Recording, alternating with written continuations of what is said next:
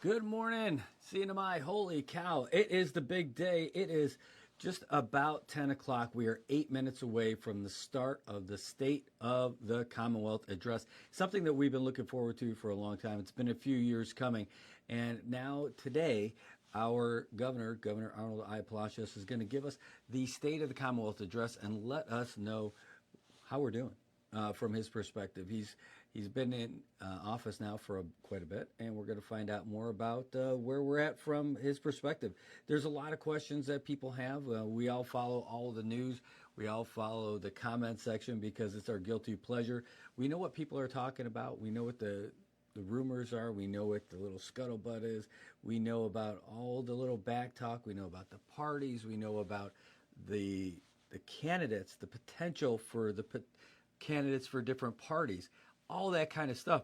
We know what's going on with the economy right now, and we know what's happening for folks in the Commonwealth, where money is harder to come by, tourists are harder to come by, and right now we got to find out exactly how we're going to get ourselves out of this. Now, the good news is that we're not in this alone. We're seeing other folks experience the same stuff. I say it's the good news because we're not the only ones going through it, meaning it's a bigger thing than it's just here in the CNMI. So it's more of like at least a regional thing. And the folks in Guam are already talking about how they could deal with having only 42% of what they've had for tourists. Now, luckily, they're buoyed by the income that they get from the military, which is way different than what we're going to have. We don't have 3 bases here in the CNMI and all the folks that go through. We don't have a major U.S. airline anchored in the CNMI. So we don't have other things that we can kind of fall back on. Guam does, and they're hurting now, and they are losing their #1 airport concessionaire. Like, we lost DFS last month. In fact, just over 1 month ago, a month and a day. Now, we are, good to see you guys. And so that's happening now in Guam as Lotte is pulling out as well. All right. By the way, we can see that folks are starting to, we're getting the feed for the State of the Commonwealth. So we're going to show it to you too. Here, let's give you an idea what we're looking at. I'm actually in New York right now, and so it's a little wild that we're going to be bringing that to you from here. But you can see right now who's there. Our local media is there. Our local VIPs are there. You can see all kinds of folks are there in the room right now and going to be a part of this whole address. And let's go down to LJ Castro. He looks like he's talking. Let's hear what he's got.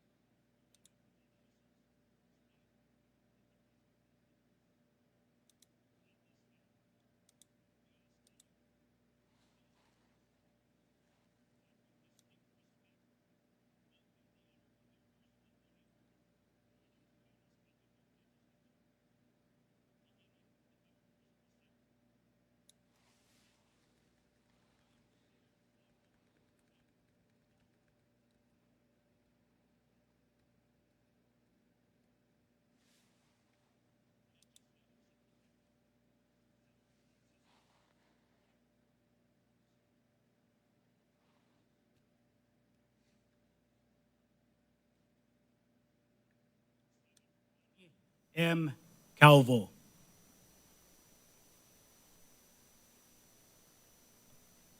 Senator Manny Gregory T. Castro.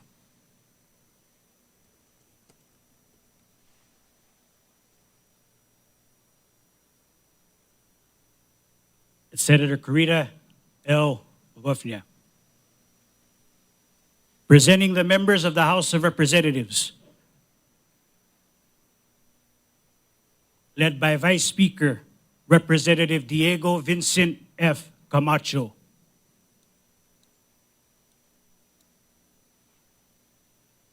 Floor Leader Representative Marissa R. Flores. Representative Roy Christopher A. Adat. Representative Vincent Raymond S. Saudan. Representative Daniel I. Aquino Jr. Representative Blas Jonathan B.J. T. Ataw. By the way, as we're watching this, I'm going to turn the volume down just a little bit as LJ announces all the folks. But if you look in the background, you can see Angel Demapan is here, all the way back from D.C. in his recent appointment. Representative Angelo A. Camacho. Former governors are there, the judges are there, the justices are there. Representative Joel C. Camacho. And they're introducing all the members of the legislature now because this is a joint session.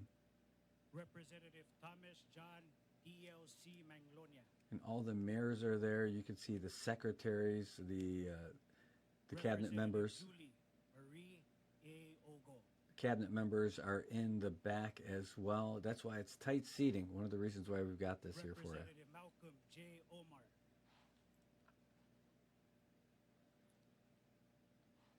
Representative Elias M. Rangamar. You can see Big Tor and Borja standing up behind everybody. John Paul P. Sablan. Representative Patrick H. San Nicolas. Representative Denita K. Yangtemay. And Representative Ralph N. Yumo. You can know they're going to be announcing everybody from the Senate and from the House. And last but not least, Representative Raymond U. Palacios. There's former Governor Juan Nakai Babauta there, even the Speaker from Presenting the the Senate. presiding officers of the 24th Northern Marianas Commonwealth Legislature, the Honorable Dennis James C. Mendiola, President of the Senate. And we got the Sergeant at Arms there, Pete Tawai, going to walk in. And the House Honorable Edmund Joseph S. Villagomez, Speaker of the House of Representatives and presiding officer of this morning's joint session.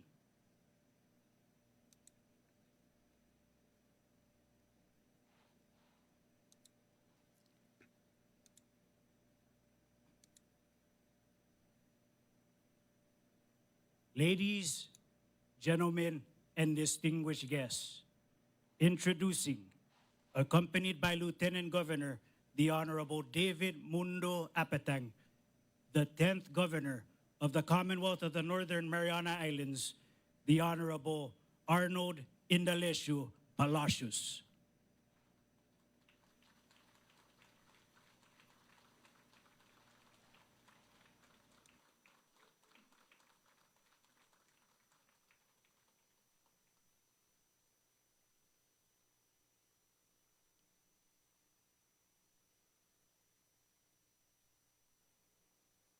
Legislative Bureau Chief Perry Tenorio just walking in there. There's our bishop.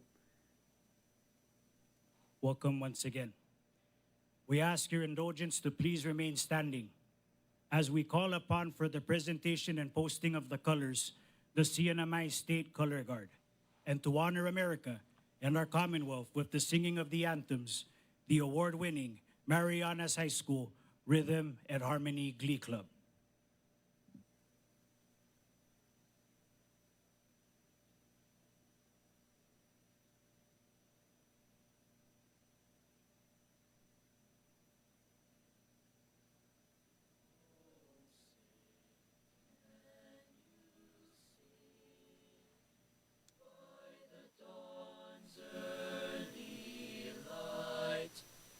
What so proudly we hailed at the twilight's last gleaming, whose broad stripes and bright stars through the perilous fight o'er the ramparts we watched were so gallantly streaming, and the rocket's red glare, the bombs bursting in air, gave proof through the night that our flag was still there.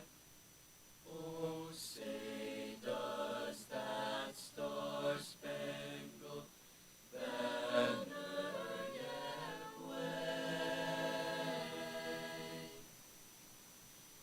o'er the land of the free and the home of the brave.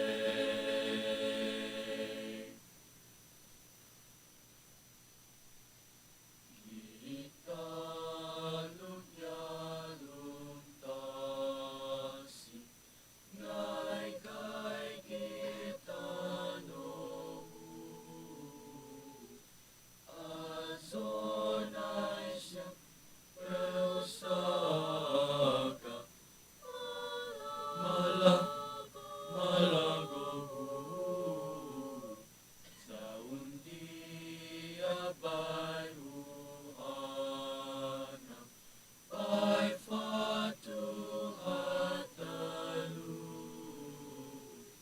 di sinyahaw udiho,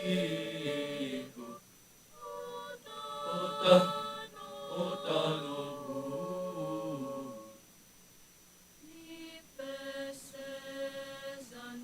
Peces and mas usaludahaw,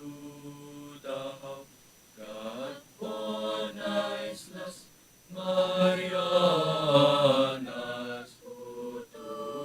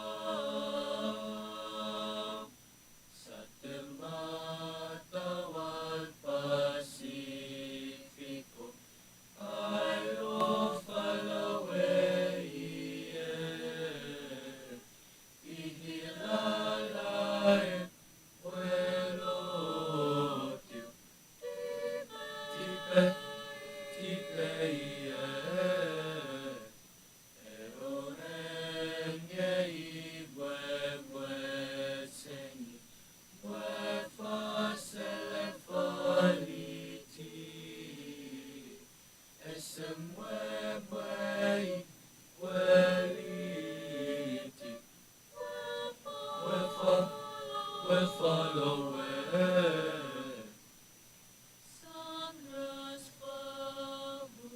Raspaguan ay tironyelu Linkachu tafalu Marianas ay mare ti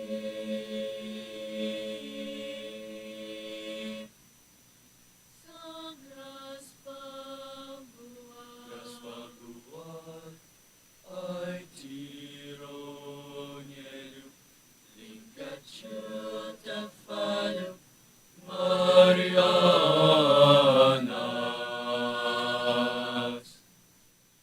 ay mare ti.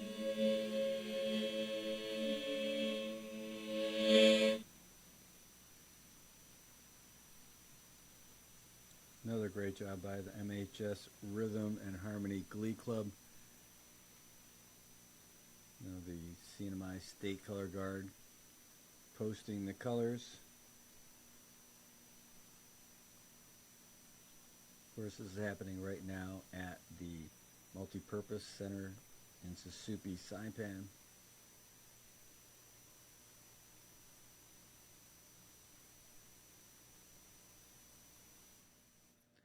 CNMI State Color Guard is made up of members from Department of Public Safety, Corrections, Customs Border Patrol, and DFEMS.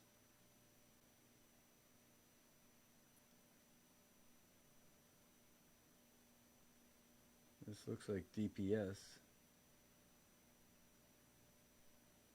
all the way through.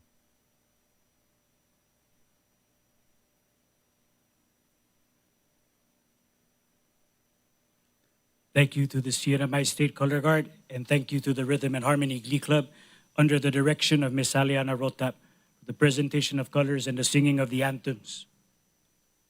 Please remain standing as we call upon His Excellency, the Most Reverend Romeo D. Convacar, Bishop of the Diocese of Chalancanoa, to deliver the invocation.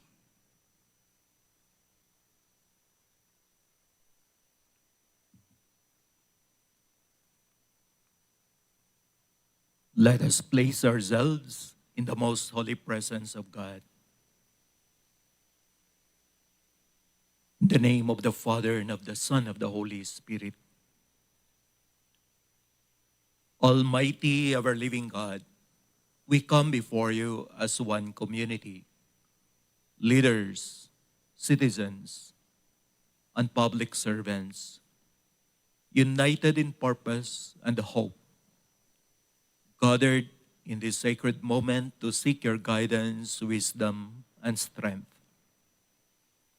We give you thanks for the gracious gifts of these islands that together form the Commonwealth of the Northern Mariana Islands. We remember with gratitude the journey of our people through seasons of struggles and perseverance to the formation of this Commonwealth.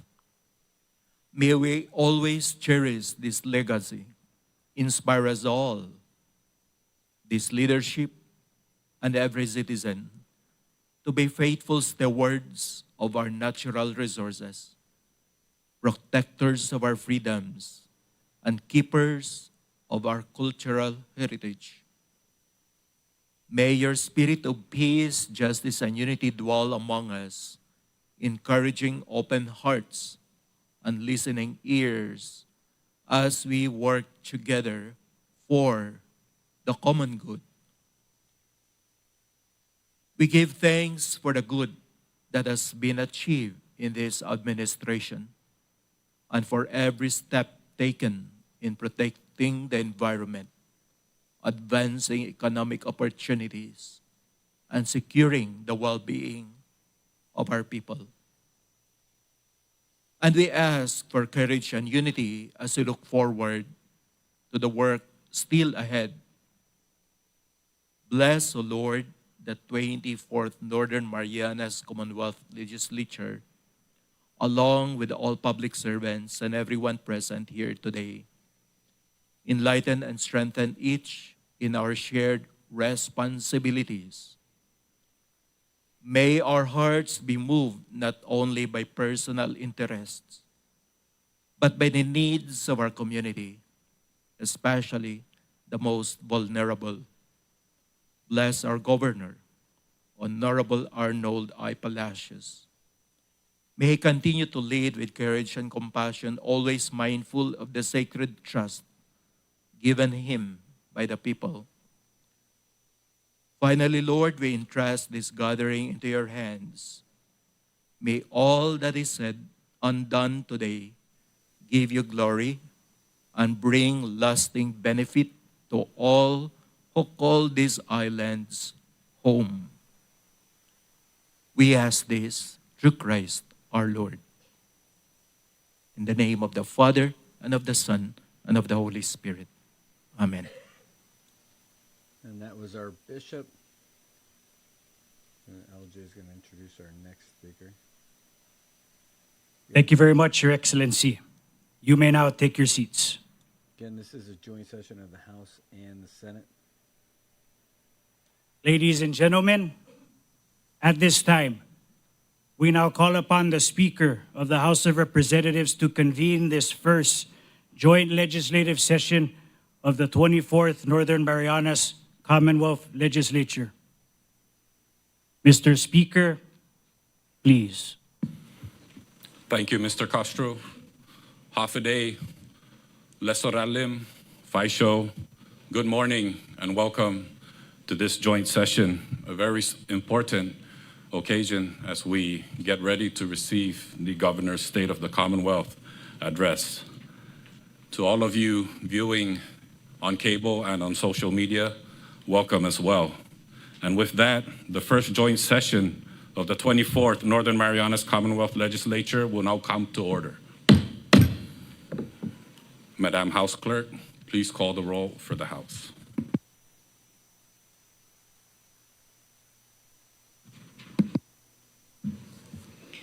Representative Fanta. All right, so Representative now Aldon. this is us going through and doing some of the basic roll call stuff, where they're going to basically make sure that everybody's there from the House and the Senate. And then we're going to go through and get that joint session going. This is one of the exciting times here in the CNMI. Remember, stick around afterwards. We're going to have a post-SOCA review. So get your pens out and start writing down your notes of what you hear from our governor and talk about like what you think of the governor's State of the Commonwealth. We're going to talk about it after the show. So don't go far. Mr. Chairman. Present. Representative Yanktamay. Representative Yumo. Mr. Chairman, 19 members are present and 1 member is absent. Thank you, Madam House Clerk. And with that, I now yield to Senate President Dennis Mendiola for the roll call for the Senate. Senate President. Thank you, Mr. Speaker. At this time, I recognize the clerk to call the roll. Senator Babauta. Senator Calvo. Senator Castro. Senator Cruz. Senator Hofschneider. Senator King-Neighbors. And while we do this, by the way, got to give some love. Senator Manglonia. Got to give some love to the folks from the Legislative Bureau for bringing all that equipment over there, all those microphones and everything.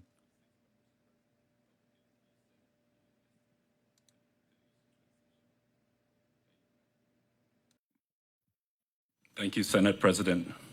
And with a total of 19 members from the House, 6 members from the Senate that are present in today's joint session, a quorum is now hereby established. Let the record reflect that those members who are not present today are hereby excused. We will now proceed to the introduction and the adoption of the joint session rules.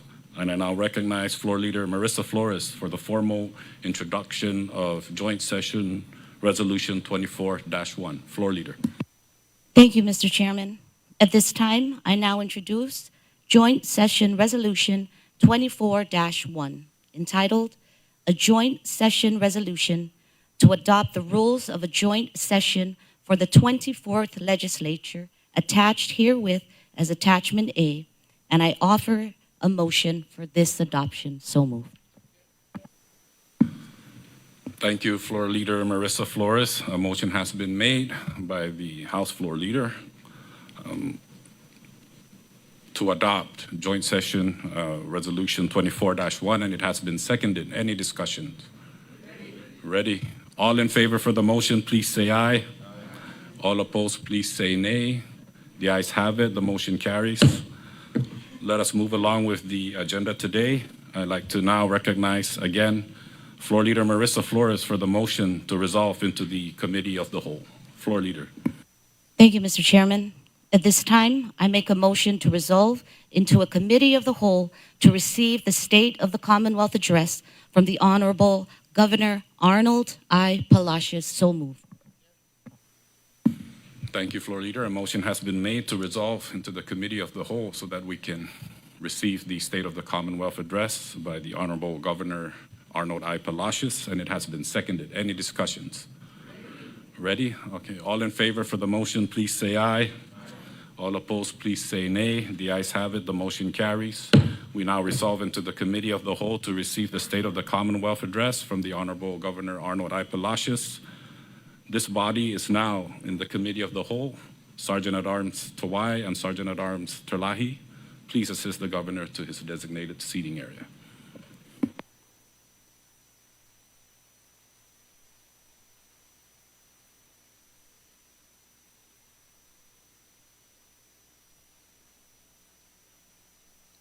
Governor now making his way up to the podium. They say he has got a seating area. I got the feeling that he might just be coming back around. There he is, shaking hands with Senate President Mendiola and shaking hands with the House Speaker. The governor's there. I can't imagine he's going to give the State of the Commonwealth sitting down, but that might be exactly what's happening. And that's it's going to be a lengthy speech for sure. Maybe he needs to sit down. Let's hear what he's got to say.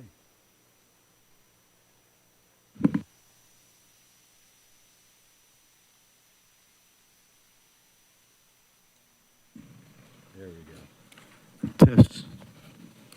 Hafade, Tiro, good morning.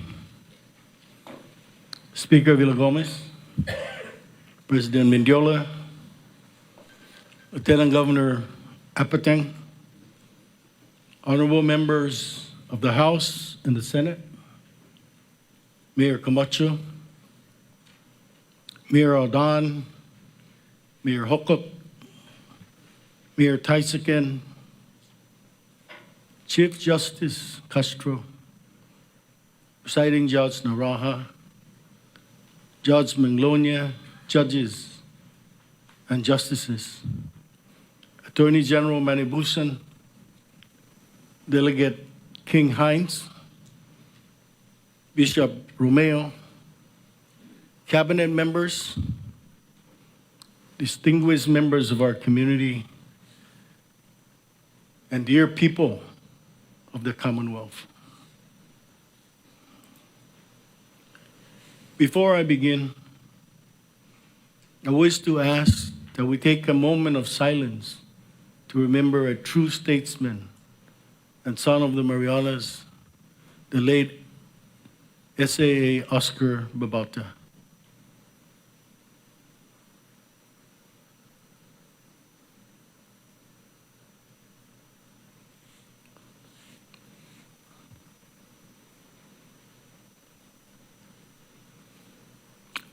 I humbly appear before you today to deliver the State of the Commonwealth Address. And if I'm being honest, what makes this humbling is that the state of the Commonwealth could be better. With tourists' arrivals down and businesses closing, the economy could be better. With inflation, labor shortages and construction delays, infrastructure development could be better. And with more and more of our people relocating off island to seek greener pastures, including my own kids, life here could be better. These are the cold hard facts. And as they say, facts are stubborn things. But you know what else is stubborn? The will and the determination of our Commonwealth. Because for the past 2 years, good, hardworking people have been doing all they can to restore trust, dignity, integrity, and hope in the Northern Marianas. But instead of repeating the mistakes of the past with quick fixes, we have focused on long-term solutions that will benefit everyone and not just a few.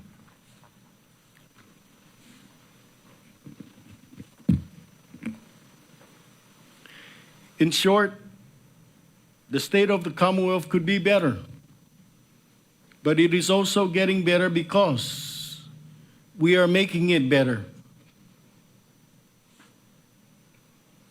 Let me be clear.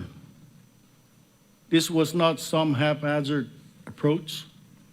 We developed and executed a very clear plan to stabilize our finances, make our community safer, healthier, and cleaner, rebuild our infrastructure, most importantly, revitalize our economy.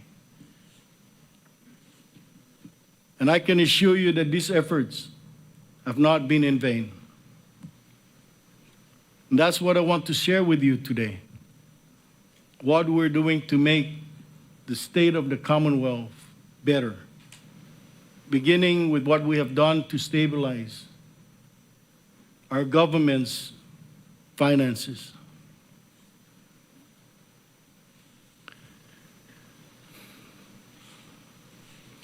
When Lieutenant Governor Apatang and I came into office, the fiscal state of the office when we came in was a clear symbol for the state of the government's coffer.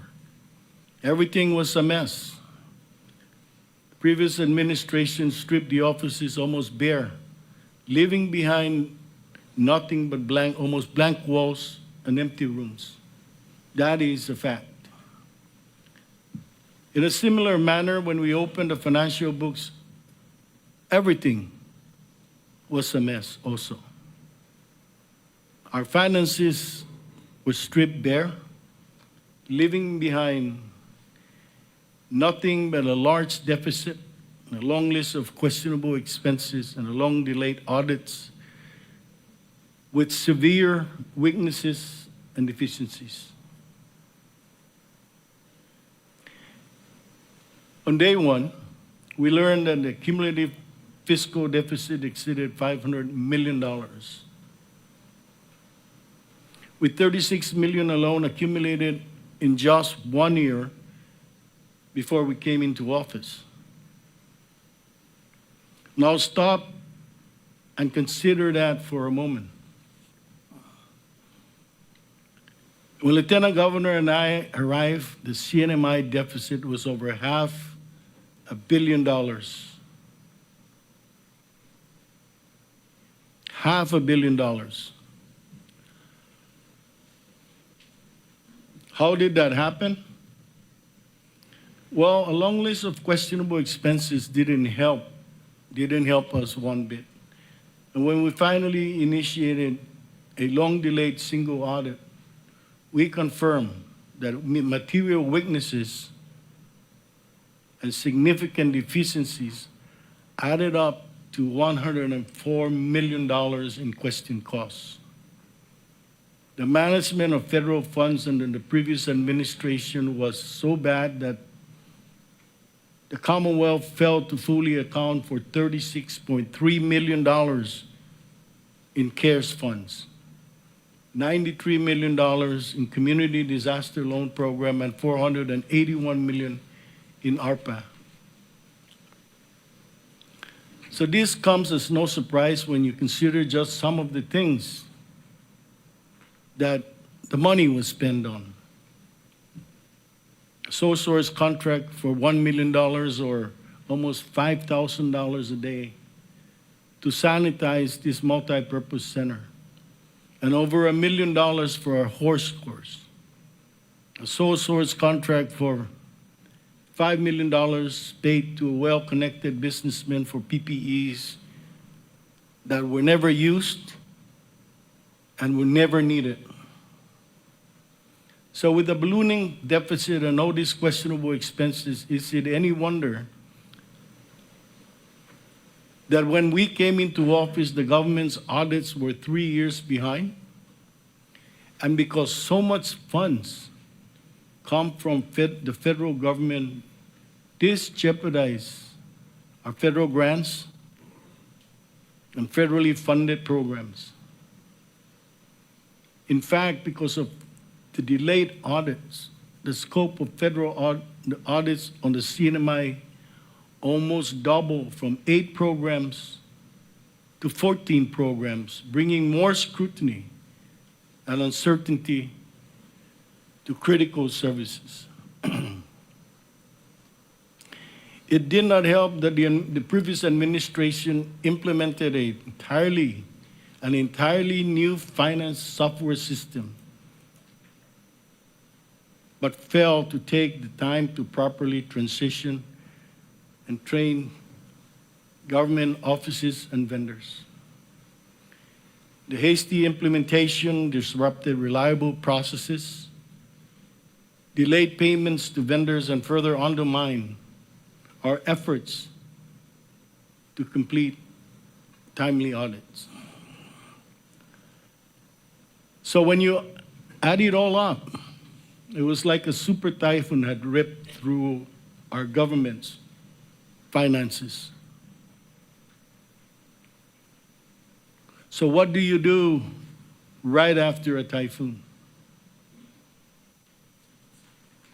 You clean up the mess and you rebuild. And that's exactly what we did. First, we took decisive actions to cut costs. We restricted departments from exceeding their monthly budget allotments and imposed strict limitations on travel and other unnecessary low-priority expenses. We also reduced regular and overtime work hours in order to optimize labor costs. Unfortunately, we ended over 600 ARPA-funded employment contracts that were initiated by the previous administration at the height of the 2023 election. Second, we launched several task forces to get a grip on government finances. Our administration launched a collection task force to collect an estimated $120 million in taxes owed to the people of the Commonwealth. We also created a fiscal response team to conduct a comprehensive reconciliation of approximately $605 million in federal funds.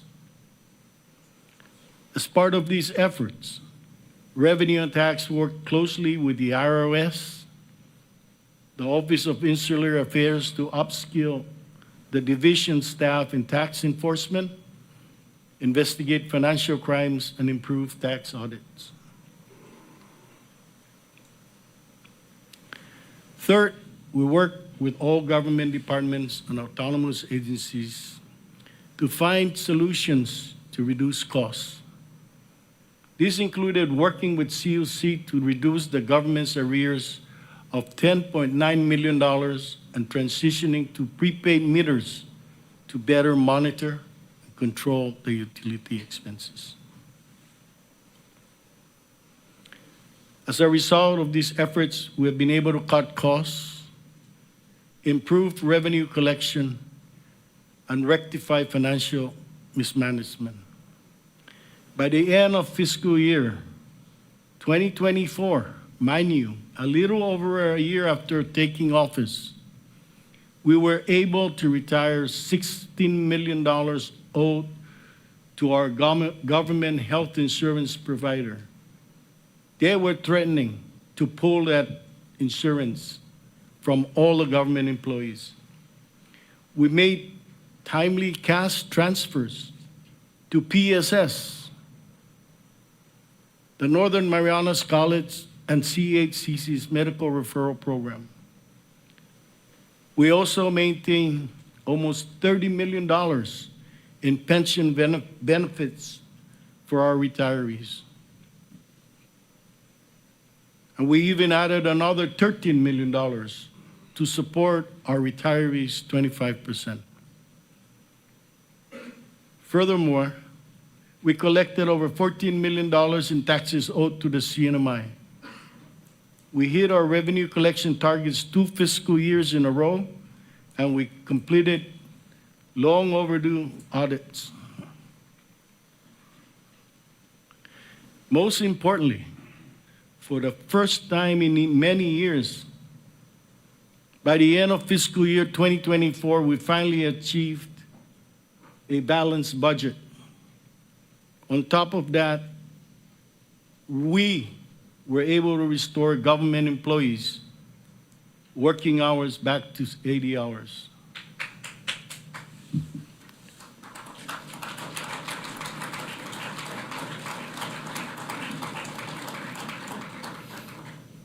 None of this was easy, and we still have a long way to go. But as you can see, despite the financial devastation caused when we came in, we cleaned up the mess. And we did our best to get our financial house back in order. But don't just take my word for it. Let's hear from one of our public servants who was on the front line of that disaster and learn that what she and her team did to stabilize our government finances.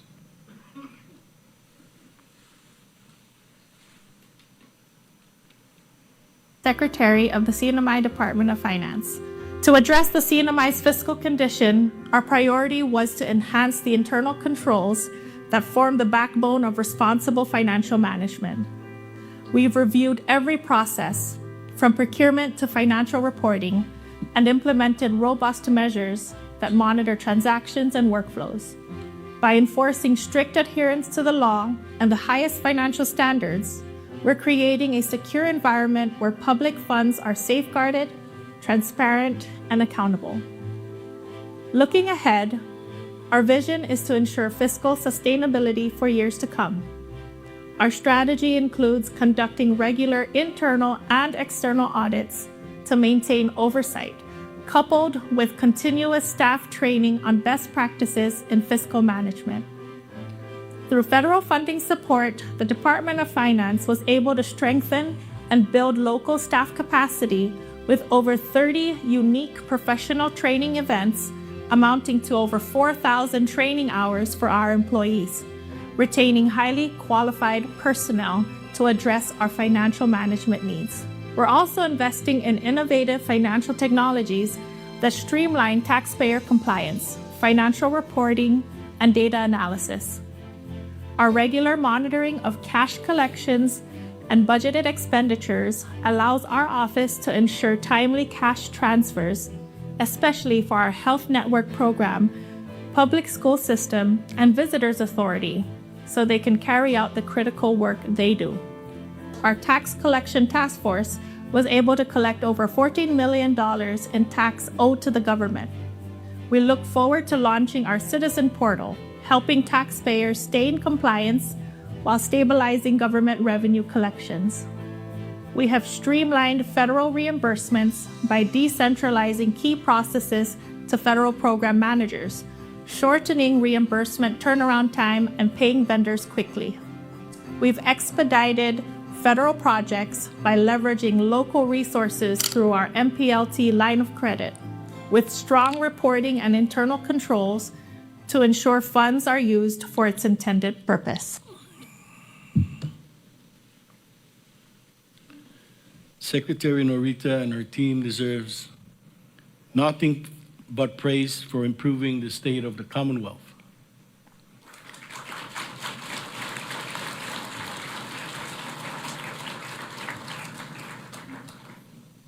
But you know who else deserves applause? You, the members of the legislature, because you helped us cut costs. You helped us generate revenues and balance the budget. Everyone, let's give them a round of applause too.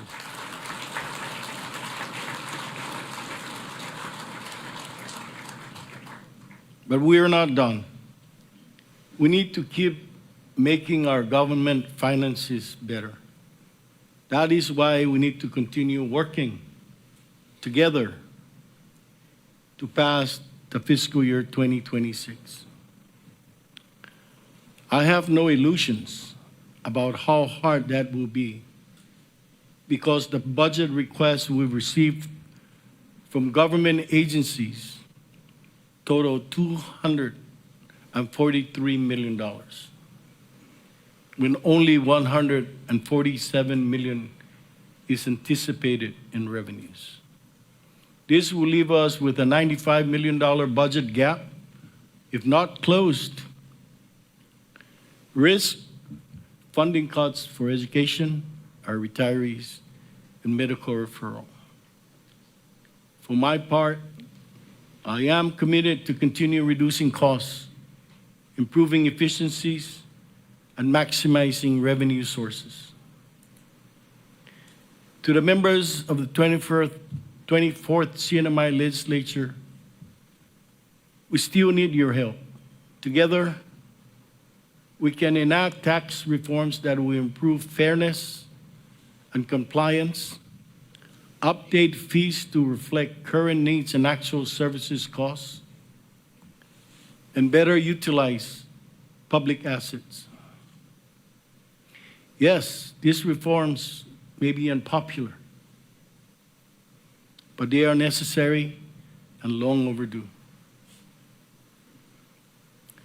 And sure, some critics in our community argue that the best way to make government finances better is to make government smaller. I get it. The CNMI government is one of the largest employers on the islands. But I think it's time to stop picking on the hardworking public servants who work in our government, because they deserve better.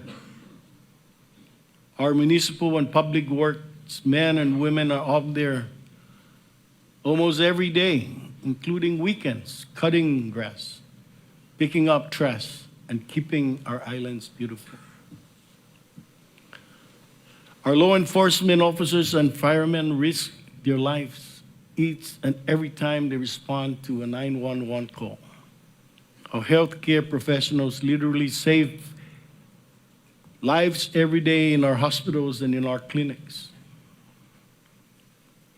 Our educators work late into the night and even over the weekends, helping our students learn, grow, and succeed.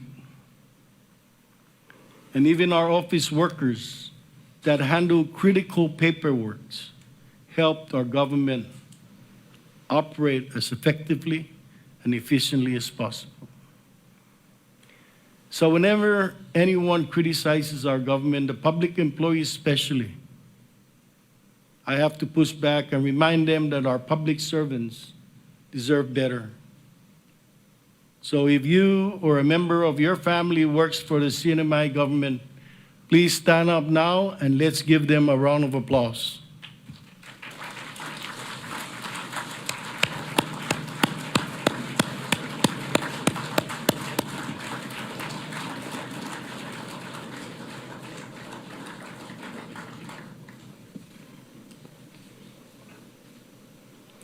The state of the Commonwealth is getting better because you are making our government better. But it's not enough to make our government better. We must also make our communities safer, healthier, and cleaner. That is what so many in the Commonwealth are doing. In law enforcement, we have taken great strides toward making our communities safer.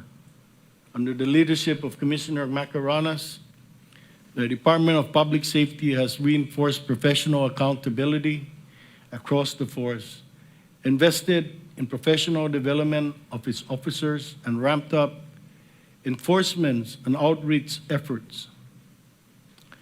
And as a result, over the past 2 years, drug-related arrests more than double, criminal prosecutions have quadrupled, and overall crime rates are down. Let's give him a round of applause, and the judiciary as well.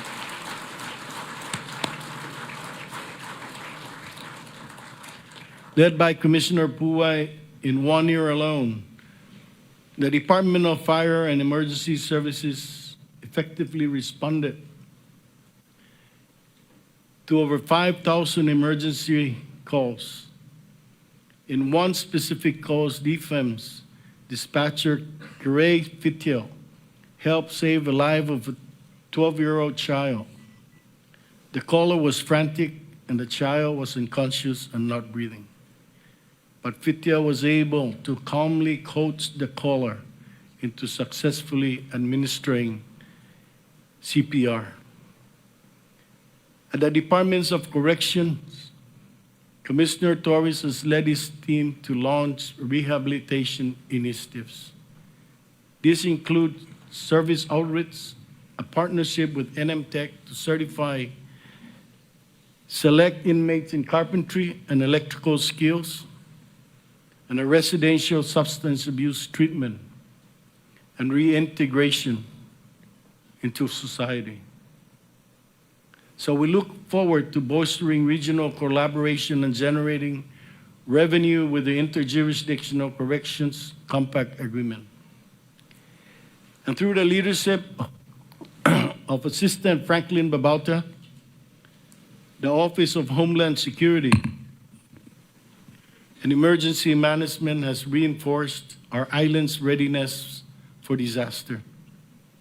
They have done this by updating tsunami response protocols, upskilling staff through incident command system courses, and holding successful exercises like Confidma and Linala Holumtasi with the U.S. Coast Guard.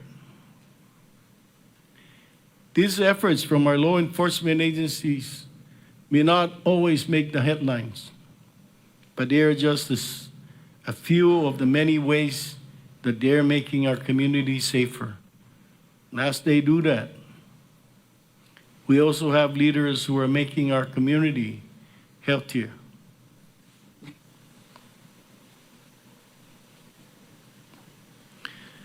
After weathering the worst health crisis in our lifetime,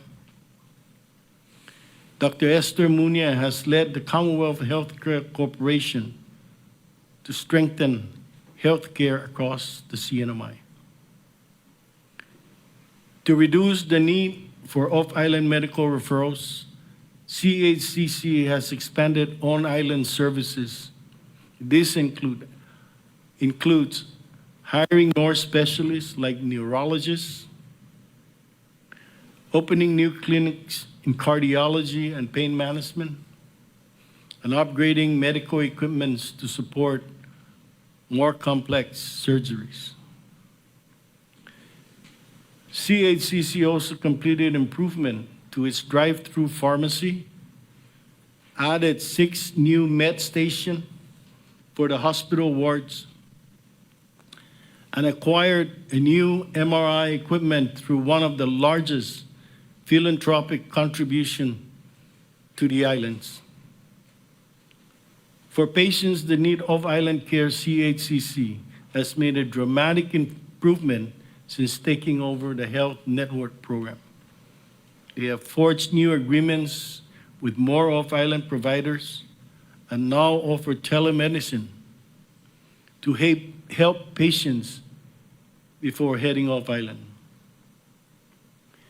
As a result of all these efforts, CHCC reduced the cost of medical referral from $19 million to about $6 million in just 2 years, a savings of more than 60%. To make all this possible, CHCC has modernized and improved the Medicaid program to include telemedicine options for Rota and Tinian. They are also expanding eligibility for breast and cervical cancer treatments up to age 67. They are also implementing a more cost-effective, cost-efficient Medicaid enterprise system that automates eligibility and claim processing. In addition, CHCC has been able to increase the CNMI Medicaid federal medical assistance percentage from 55% to 83%. This expanded coverage directly benefits the 18,000 residents that qualify and rely on Medicaid.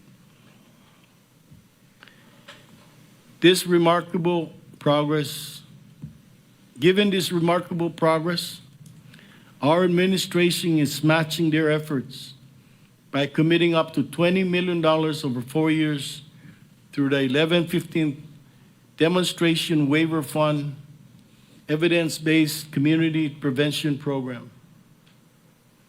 I recognize that an ounce of prevention is worth a pound of cure. So this commitment will support chronic disease management, tobacco cessation, nutrition improvement, physical activity promotion, and substance abuse disorder support. These are just some of the ways we are making the Commonwealth healthier. But we also know that health of our people is directly tied to health of our environment, which is why we have also prioritized environmental stewardship.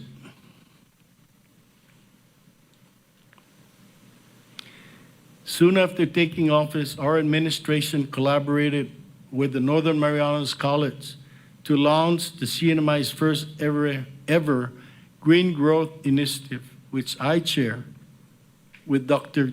Galvin De Leon Guerrero.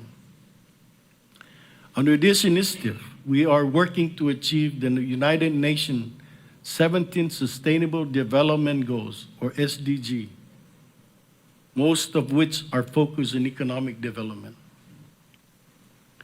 Since launching this initiative, NMC's CREAS has held several regenerative agriculture workshops on Saipan, Rota, and Tinian. CREAS has also partnered with USDA, DLNR, and the Cacman Agricultural Farms and Producers Association to improve the Cacman farms. Last November, we convened the U.S. Coral Reef Task Force here on Saipan, where Guam Governor Leon Guerrero and I made history by signing an executive order that recognizes coral reef as a critical natural infrastructure. This paves the way for the integration into the CNMI's disaster preparedness, recovery, and mitigation plans, and to help coordinate and monitor our collective growth efforts. The Green Growth Initiative is launching a public dashboard that will measure our progress on key performance indicators for the UN 17 SDGs. So as you can see, we have done a lot to make the CNMI safer, healthier, and cleaner. But again, don't take my word for it. Let's hear from those who are out there doing the hard work to make the state of the Commonwealth better. Hafide Antiro. My name is Antira Macross. I am the DPS Police Commissioner. Over the past 2 years, DPS has aggressively implemented proactive approaches in reducing crimes. We try to prevent crimes from happening instead of waiting and reacting afterwards. Our frontline has increased visibility within villages and in our roadways. Village precincts in San Roque and Cagman and our staff make it closer for communities to interact with our police officers and are also cutting down our response time. The Criminal Investigation Bureau is supplemented with additional manpower to assist with the backlog of cases. With the added personnel, case closure have increased, including the prosecution of those responsible for committing crimes. By holding them accountable and going through the justice system, supervision is increased through incarceration, probation, or rehabilitative programs. Recidivism rates go down, our crime rate decrease, and our community is safer. Property-related crimes, for example, have gone down 22% compared to the previous year. Methamphetamine still plague our community, and just recently, cocaine has also made its way into our islands. Drugs are the number one factor that continues property-related crimes. The Drug Enforcement Task Force continues to combat the drug issue in our community. They continue to aggressively detect and slowly rid our community of these drugs that harm our people.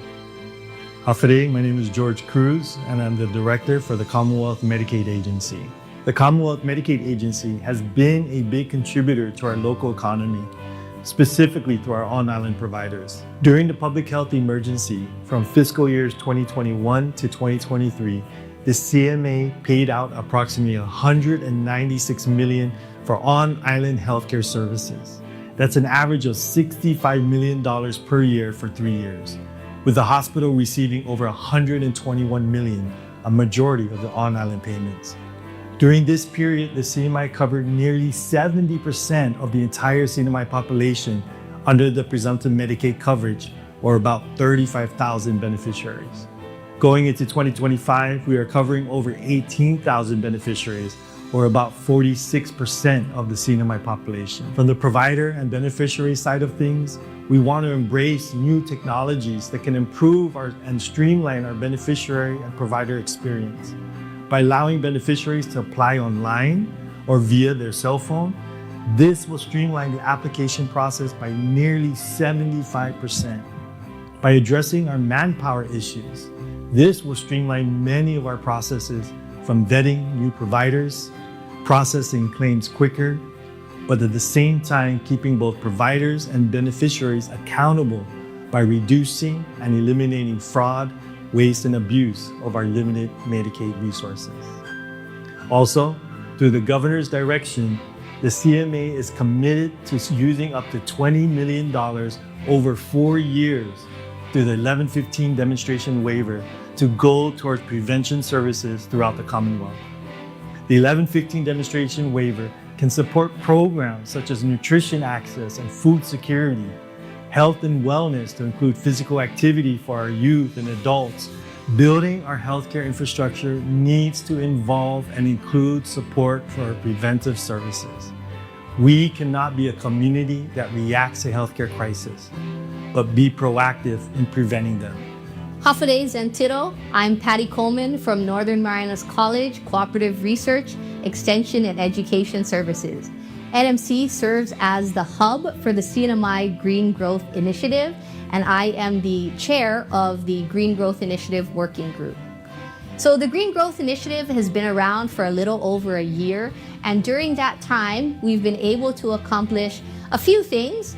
One of them is the establishment of the Coral Coast Foundation facility This is a hydroponic facility that is growing leafy greens, and those leafy greens are being used for the public school system school meal program. That's a great way of investing in the circular economy. We're now producing lettuce and leafy greens locally, and then taking that and putting it into the school meals of our children. Additionally, we've been able to help over 40 families establish home food forests. So what this means is people in our community are now able to produce their own food, trade food with each other, and they have the dignity and pride that comes with being able to produce the best, highest quality food for themselves and their families. So this includes producers and farmers across the CNMI, which includes Saipan, Tinian, and Luta.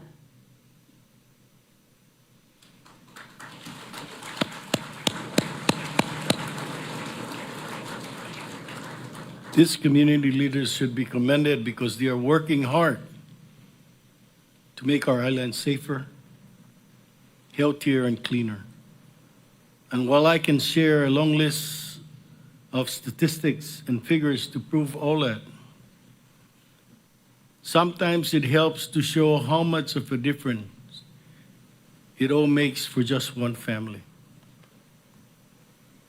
Today, I have the honor to invite two special guests, Simone and Cristo de Leon Guerrero. With assistance guidance from NMC Crease, their business, Kumoy Farms, secured a grant from the Western Sustainable Agriculture Research and Education Program that will improve piglet survivability. And in fact, Kumoy Farms was recognized in the top 10% of the grant recipients for highly qualified and potential impact.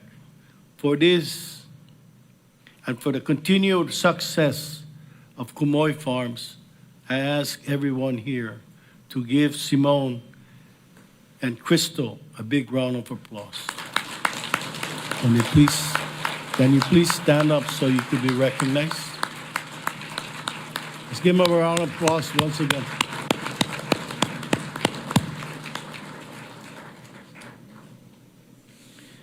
This is a very real example of how making the CNMI safer, healthier, and cleaner is making the state of the Commonwealth better. But the state of the Commonwealth is also getting better as we rebuild our infrastructures. When Lieutenant Governor Apateng and I came into office, so many infrastructure projects were sitting idle as inflation, labor costs, and supply chain disruptions increased the costs of bringing these projects to life. So we got to work and got these projects finally moving. The Department of Public Works, CIP office, OPD office, has led the way with multiple road projects, including the long overdue $28 million overhaul of Beach Road, the $1.3 million revamping of Industrial Drive by the Seaport, and the $15 million Phase 2 of Route 36 connecting Talofofu and Marpi. If you might remember, that Route 36 project was initiated almost 2 decades ago and languished in bureaucratic red tape until our departments finally got that road done.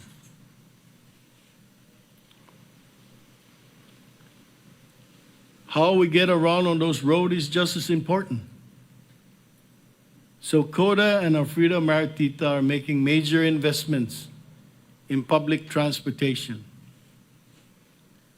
With a fleet of vehicles that are 100% ADA compliant, as well as affordable and expanding routes, over the past year, CODA has provided more than 80,000 passenger trips, reflecting a 12% increase in ridership. And as more people are availing to public transportation or public transit, CODA is also transitioning to more electric vehicles, offering on-demand ride services on Rota and Tinian, and exploring ferry services that will connect the islands. In addition, with the help of former Congressman Gregorio Kalili Sablan, CODA was able to secure $8.4 million from the U.S. Congress to fund the constructions of a new bus transfer station, a covered bus parking facility, and the addition of 187 bus stop shelters. In addition to roads and transportation, with over $11 million in funding from EDA, or the Economic Development Authority, the CNMI Office of Planning and Development has given the CNMI's primary tourist district new life with the Garpan Revitalization Project, which will be completed in the coming months. So looking ahead, OPD has completed 100% design for the $21 million Oleay Sports Complex north of us and a cultural tourism enhancement project, which we anticipate to begin building later this year.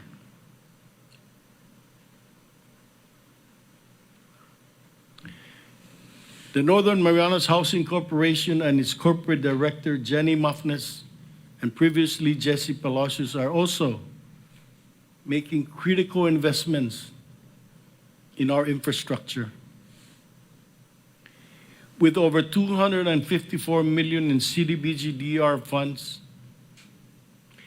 NMHC has invested in 23 infrastructure projects, including road repairs, utilities, and public facilities throughout the Commonwealth.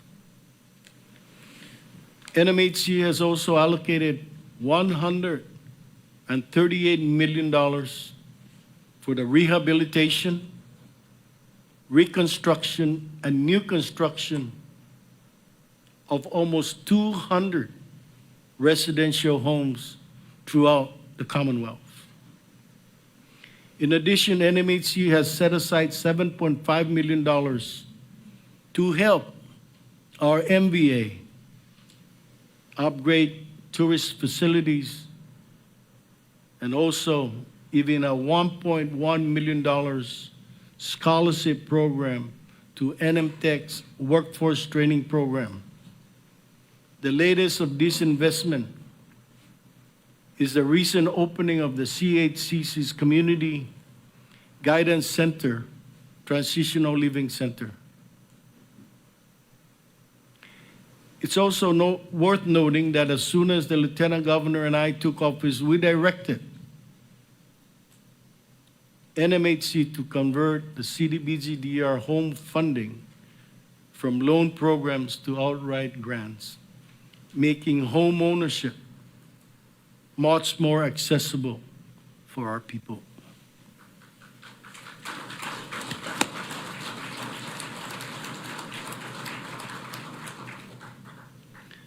Let us, of course, not forget PSS. How can I forget them? NMTech and the Northern Marianas College, where we are investing not just in buildings, but in the present and future generations of our Commonwealth. At PSS, we have recently opened a $4 million ARPA-funded Hopwood Middle School modular building with 20 classrooms. This is just a prelude to the $23 million campus that will follow, as well as the $12 million EDA-funded Career Technical education facilities at Marianas High School. For its part, with $8.6 million in EDA funding, NM Tech will soon break ground on its workforce training facility in Coblerville. And last but not least, NMC continues to sail ahead with over $100 million in federal grants to build a brand new campus at Esterline. This will feature 2 new classroom buildings, a research building, a workforce development center, and a state-of-the-art student center that everyone sees is almost done whenever you drive by the campus. Let's give them a round of applause at this time.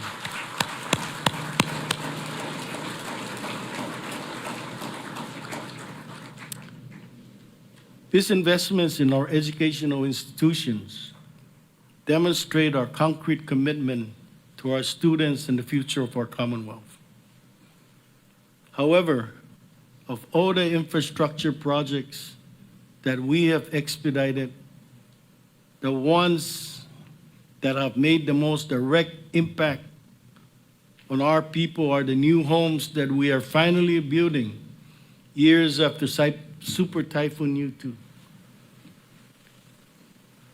With $251 million from FEMA and CDBGDR program, we have built hundreds of stronger, more typhoon-resilient homes for thousands of our residents.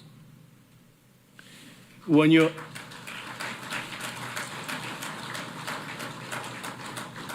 add it all up, the total amount we're investing in our infrastructure is almost $1 billion, infusing much-needed dollars into our local economy. But more importantly, this investment are providing much-needed upgrades to public facilities, community projects, and public works that benefits everyone in the Commonwealth. But again, you don't have to take my word for it. Let's hear from the boots on the ground who have overcome all the struggles of building in the CNMI to bring these projects to life. Hafade Zantiro. My name is John Saludez, and I'm the president of HBR International Incorporated. HBR International Incorporated is a family-owned construction company serving the CNMI since 1990. Our company legacy includes prioritizing the quality of life for our island community by developing our infrastructure. We have supported infrastructure projects in numerous public agencies, such as school cafeterias for PSS, housing projects for NMHC, and medical facilities for CHCC, to name a few. We have also supported commercial infrastructures to help beautify our islands for tourists and residents alike. We have supported our private sector partners, such as religious institutions, clinics, and other private businesses to collaborate in enhancing the quality of life for our community. Infrastructure development is vital for CNMI's growth and resilience.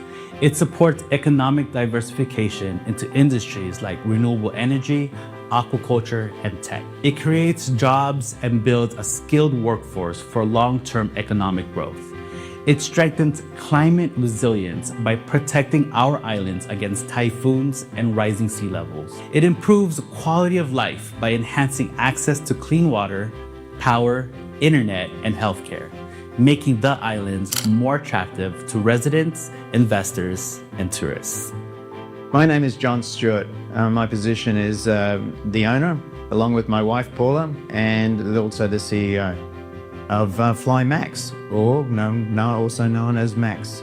You know, we've been here in aviation since 1995. We've seen the good times and the bad times. We helped out in flying COVID when we needed airplanes and needed to move people. We stepped up to it.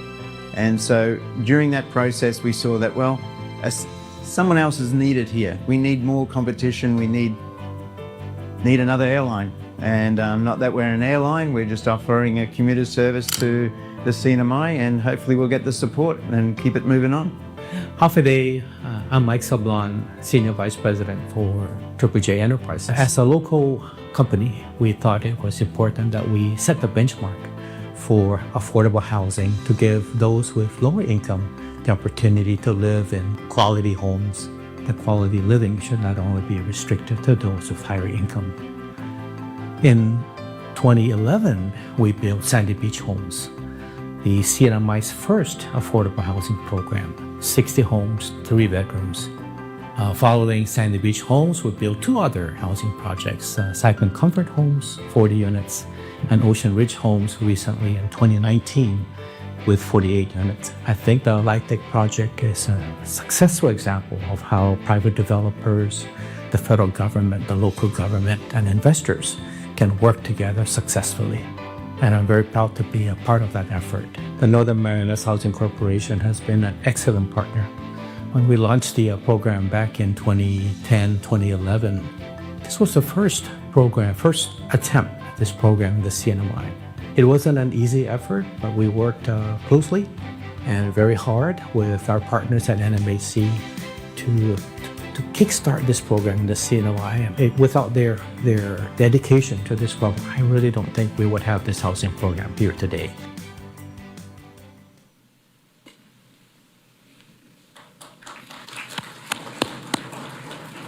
These are just some of the movers and shakers that are making the Commonwealth better by making our infrastructures better. You know, there are also those in the audience, departments, that have also initiated and built small projects, maybe not in the millions,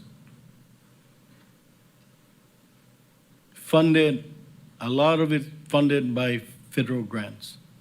And I want to recognize the Office of Grants Management for assisting everyone, especially in renewable energy.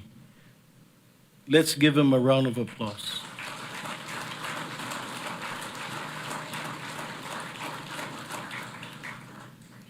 So these are some of the movers and shakers who are making the Commonwealth better by making our island's infrastructure better. But of all these projects, I'll never forget one of the homes we opened, which was for the Agutu family, who are also guests today. I guess they didn't make it. But the Agutu house is a humble home in Chalancanoa with 2 bedrooms and 1 bath.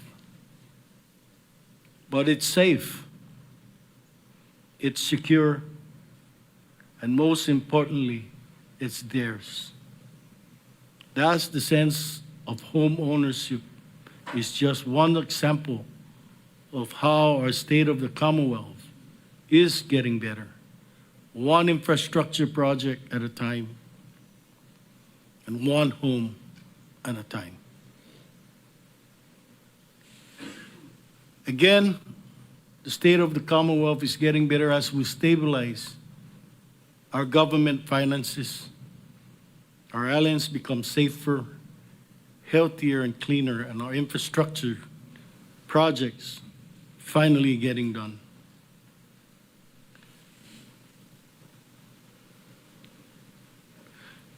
But it doesn't stop there, and it shouldn't.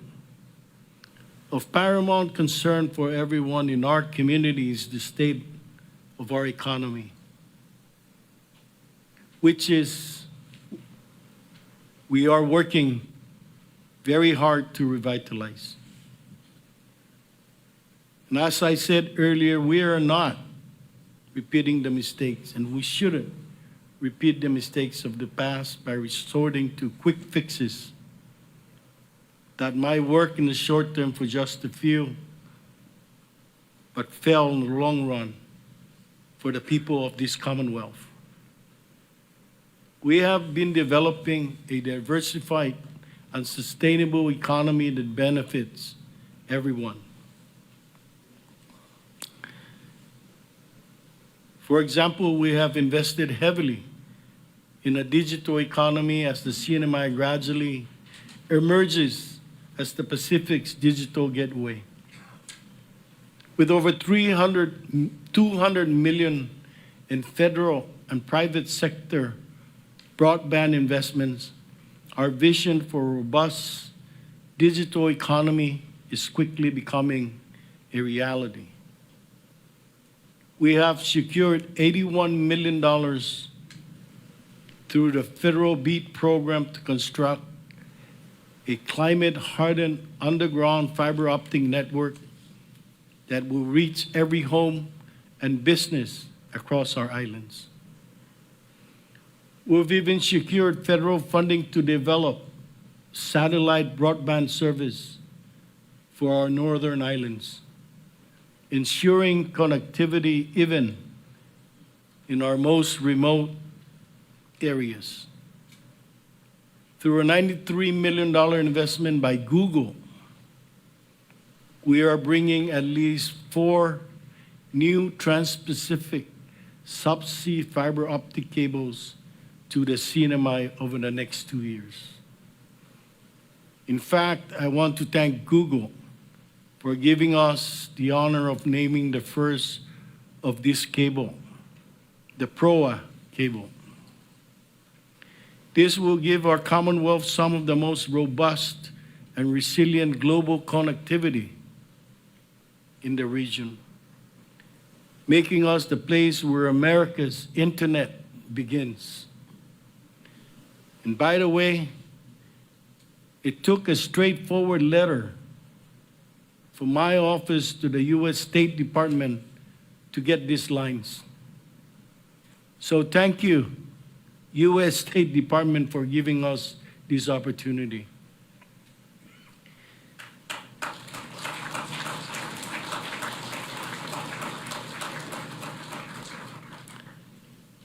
Additionally, Citadel Pacific is currently building a Google Center right here in the Commonwealth on the island of Tinian.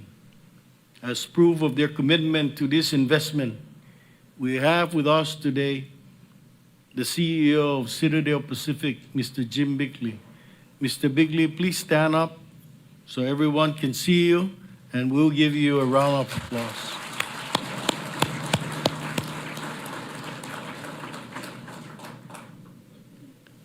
But you know, we're not just building cables.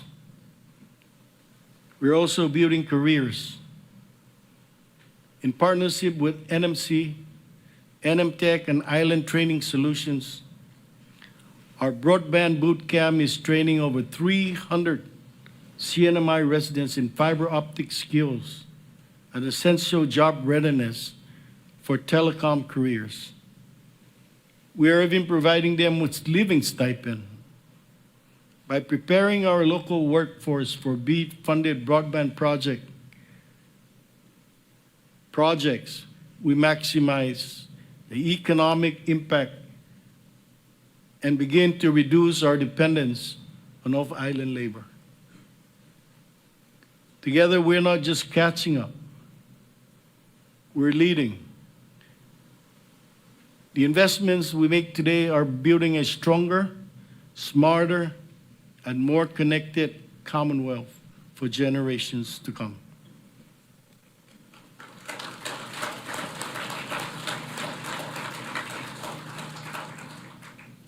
We have also worked closely, as you all know, with the Department of Defense to leverage the military's investment in our islands and the CNMI's strategic importance to maximize the economic opportunities for the people of the Commonwealth.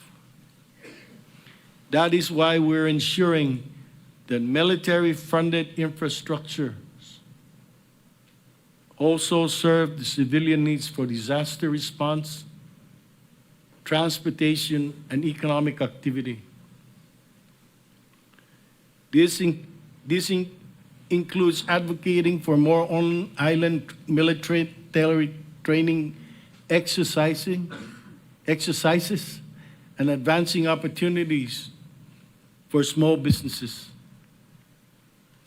We are also advocating for more local training and hiring so that DoD projects build skills and create jobs right here at home. In all of this, we are also ensuring continued transparency, environmental protection, and joint collaboration.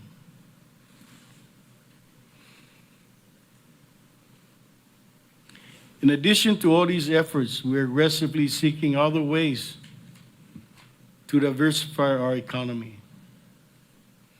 The Commonwealth Economic Development Authority today is leading this charge with the State Small Business Credit Initiative, expanded efforts with the QC programs, and renewed focus on the Opportunity Zone program.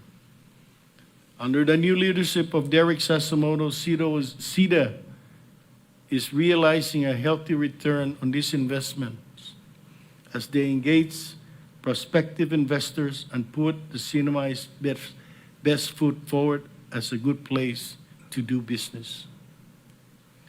Helping in this effort,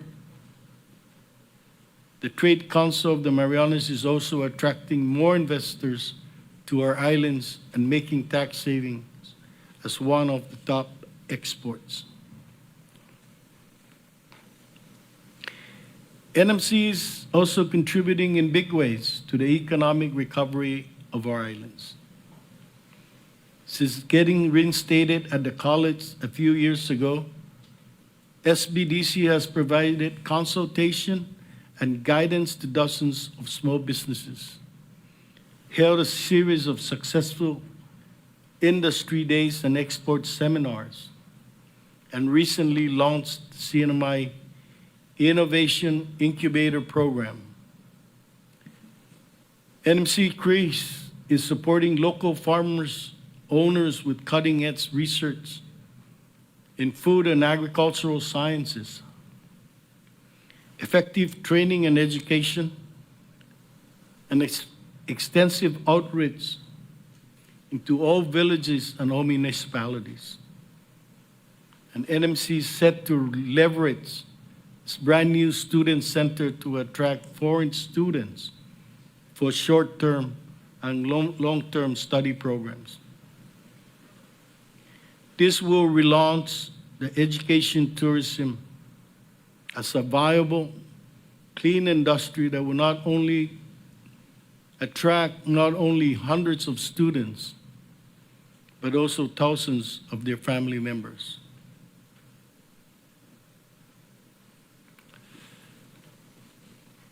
And as you know, despite what critics may say, we really never gave up on the Chinese tourism market, or any market at all for that matter. Tourism remains one of our most important industries, and because it is, we must diversify our approach with a targeted strategy and plans. And that is exactly what the Marianas Visitors Authority has done under the leadership of its new Managing Director, Jamaica Tyrone. Acknowledging the challenges posed by currency exchange rate, airline and aircraft limitations, and changes in the Japan and China markets, MVA is focused on 5 specific travel trends and opportunities. First, taking advantage of our beautiful weather and clean environment. MVA is marketing wellness and healing to attract visitors looking for a digital detox, relaxing retreats, and a more organic food experience. Second, mindful of tourists' worry about climate change. MVA is promoting a zero waste and eco-friendly travel experience that connects visitors to local communities, eco-trekking, and conservation activities. Third, MVA is connecting local schools and colleges with schools and colleges from abroad for education tourism that blends immersive, hands-on learning with recreational activities. Fourth, since remote work is so common these days, MVA is developing workation practices that cater to digital nomads looking to work in a tropical paradise like ours. Fifth, MVA is harnessing the cultural renaissance that is taking place amongst our Chamorro and Carolinian people to offer more immersive cultural experience that connect travelers with our food, our language, and our customs. MVA is taking these 5 strategic steps in order to drive sustainable growth, strengthen our global brand, and enrich the visitor journey with authentic experience, engaging in attractions and cultural emotions. So whether it be the digital economy, military development, unique industries, or tourism, we are all working hard to develop a diversified and sustainable economy that benefits everyone in the Commonwealth. The new economic landscape demands that we diversify beyond tourism, which is exactly what we are doing. And yes, absolutely, we are saddened by some businesses that have closed, especially those that have been around for many, many years. For families, of course, we will all miss going to the movies. But while some businesses have closed, more businesses have opened. Let me repeat that. More businesses have opened. According to the recent data from the Department of Commerce, for every one business that has closed in the past 2 years, 4 new businesses have opened. Put another way, the number of new businesses opening is triple the number of those that are closing. But again, don't take my word for it. Let's hear from business leaders that are making long-term investments in the CNMI economy. Hafaday Zantiro. My name is Jamaica Tyron, and I am the Managing Director of the Marianas Visitors Authority. One of the most promising developments in our tourism industry right now is our commitment to rebuilding its foundation. Our islands have changed over the years, especially during the pandemic, and so have the expectations of our visitors.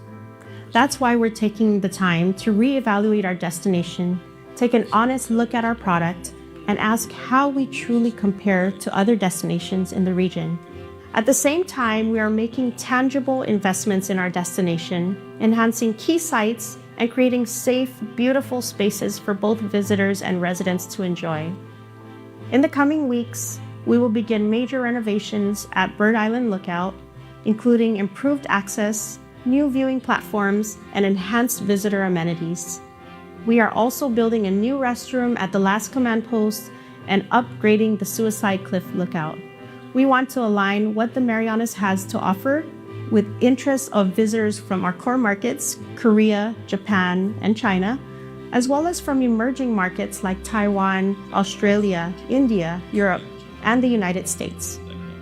Ultimately, we're not just diversifying where visitors come from, we are diversifying how we reach them, how we serve them, and how we build an experience they will want to come back to. Hafaday Zantiro. My name is Joe Guerrero, and I'm the president of the Saipan Chamber of Commerce. The Saipan Chamber of Commerce, with its over 130 members, have invested millions of dollars in recent years to support our main industry, tourism. Crown Plaza, Kensington Hotel, Ohas, Surfrider, Core Ocean Point, to name a few. Other investments like the AK dealership, Jotun's investments in renewable energy systems, and the countless other investments go a long way. These investments are significant and require long-term vision that are sustainable. Many of our members are also small and medium-sized businesses, and the Chamber is active in supporting them as well, to professional training opportunities and advocating for policies that impact them. Another focus of the Saipan Chamber of Commerce for many years is workforce development and education, partnering with key stakeholders such as the Northern Marianas College, NMTech, and the public school system to support and create opportunities for advancement and shaping our future workforce. Like many other businesses, both small and large, in the CNMI, I decided to invest in my business and weather the economic struggles we're currently facing. We believe that there will be better times ahead. Hi, my name is Nadine De Leon Guerrero, and I am the Network Director for the CNMI Small Business Development Center at the Northern Marianas College. So far, since becoming a network, we've helped jumpstart over 40 new businesses. We've supported and created over 1,100 jobs, and in turn have contributed $2 million in economic impact. Additionally, we have hosted 60 training events servicing over 1,000 clients across our network of Saipan, Tinian, and Rhoda. I think it's important to recognize that without the existence of a private sector economy, we cannot support public services. So through revenue generation, like the payment of business excise taxes, business gross receipts, and job creation, that just spurs economic activity, which in turn helps support public services. Hafa everyone, I'm David Hood, and I'm the new owner of the Sheraton, formerly the Hyatt. It's always been successful here if you look back to the history. This hotel had great success for 40 years. So we're going through a tough time right now. This is a great time to invest. I'm committed to the island. I think it's a beautiful place. We have beautiful people. It's safe. We're in the USA. I think what you're going to see is a lot of people going other places. They're going to find it's not as safe, dangerous, and they're going to come back to places like this where we don't have problems here, and it's a great place to come visit. So I think the future is very bright for the CNMI. Hafa, my name is John David Regis. I am the Registrar of Corporations of the Department of Commerce. Now, despite the widespread headlines about business closures, there's been noteworthy progress in the CNMI's economic development. Since 2024, nearly 300 new businesses have been registered, signaling a promising recovery and entrepreneurial spirit. What's especially encouraging is the diversity of industries taking root beyond traditional sectors. We're seeing emerging industries in manufacturing, agriculture, and in fields like digital infrastructure, artificial intelligence, blockchain, digital currency, and cybersecurity. These developments not only diversify the economy, but also position the CNMI as a forward-looking hub for innovation and sustainable growth. Overall, while challenges remain, the trajectory is optimistic, and the CNMI's resilience and adaptability are driving a brighter future. By keeping the CNMI open for business, we aim to attract investments, stimulate economic growth, and create opportunities for our people, ultimately building a prosperous future for our community.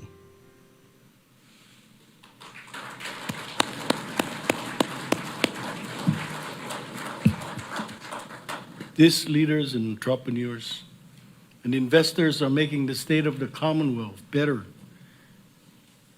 by making our economy more diversified and sustainable for everyone.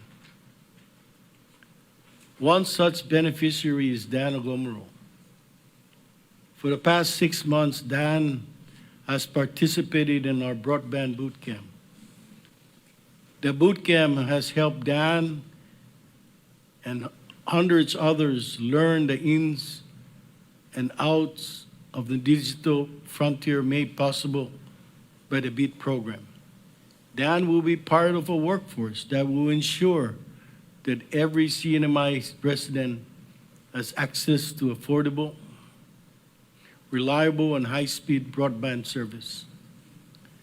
More importantly, by contributing to these vital investments in our islands, Dan will be helping make the state of the Commonwealth better by making our economy better.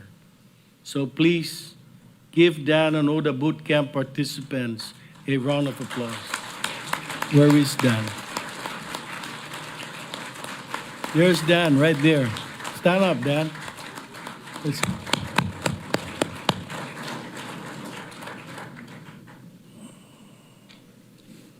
But you know, we cannot do this alone.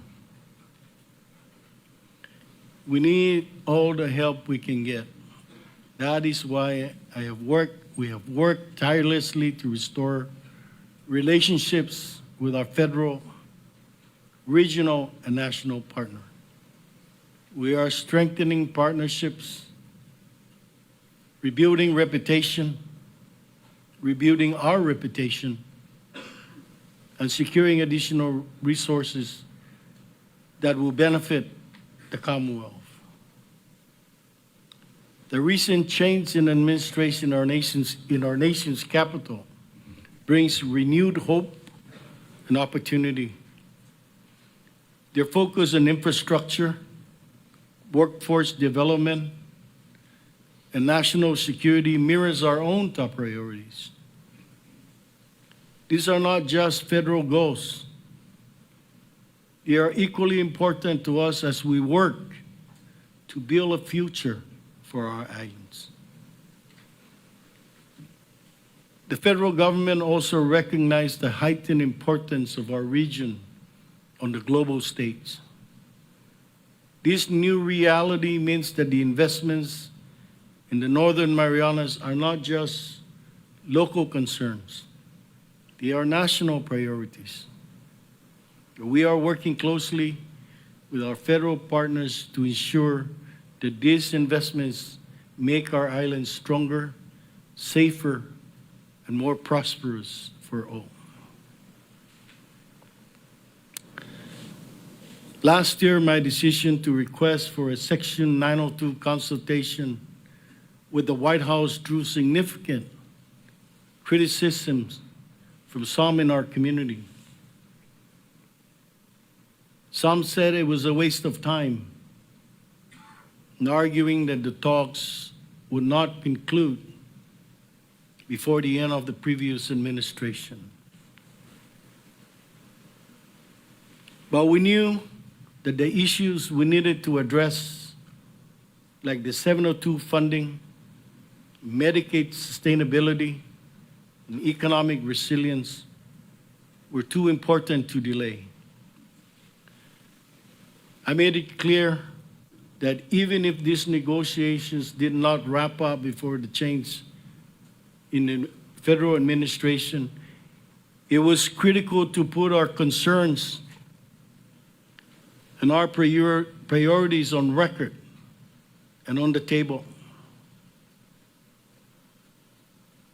Today, I come before you with proof that this was the right approach. And as of April 24th, the Trump administration has directed its staff to officially restart the 902 talks. This means that the work we began last year is not lost. Instead, we are picking up right where we left off, with our needs clearly documented and our priorities well understood in Washington, D.C.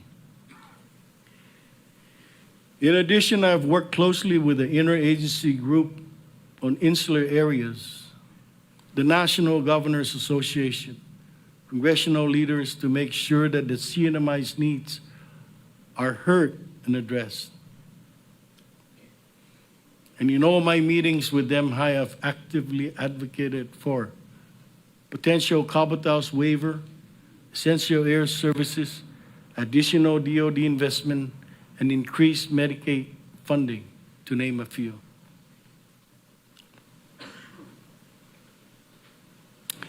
Every grant application, policy letter, and meetings in Washington have been guided by one purpose: delivering for you, the people of this Commonwealth. We're not just asking for help. We're building a genuine strategic partnership that lifts up families today and laid a foundation for a brighter future for our people. By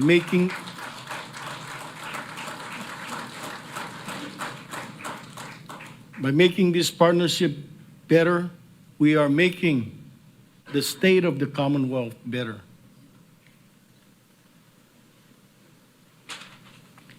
In closing, I'll say what I said at the beginning. Yes, the Commonwealth could be better. But make no mistake, it is also getting better because good people are making it better. And when I think about that, I am reminded of what I learned from my parents growing up.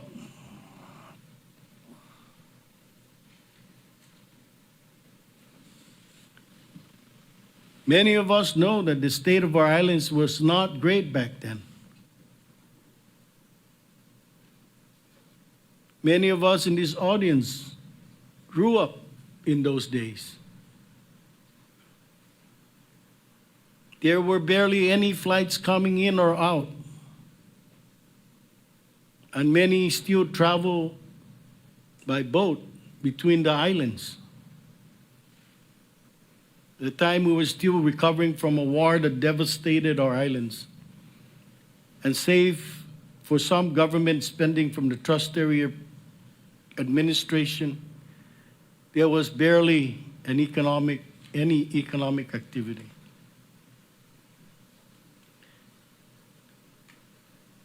But somehow, the generations of my parents and your parents and grandparents made it work. My mom and dad raised 14 of us, including 11 boys. God bless them. With a single paycheck and without many government programs available today. Many of us knew that. Many of us grew in that era. They taught us the value of sacrifices and hard work. And even after a long, hard day at work, my dad and his peers, after working hours to save, volunteered after working hours to serve on municipal councils for very little or nothing at all. That taught me, and many of us were taught the value of public service. And you know, even though my dad was a doctor, he and my mom made us all work at our family ranch. And I tell you, there were times when I just want to hang out with the boys. But my parents make me take care of the cattle, maintain the grass that fed them, and repair the fence line that needed constant upkeep. That taught us the value of hard work.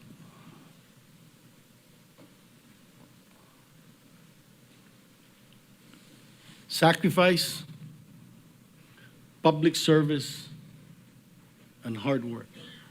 That's what many of us are doing today. That was the state of the Commonwealth before we even became a Commonwealth.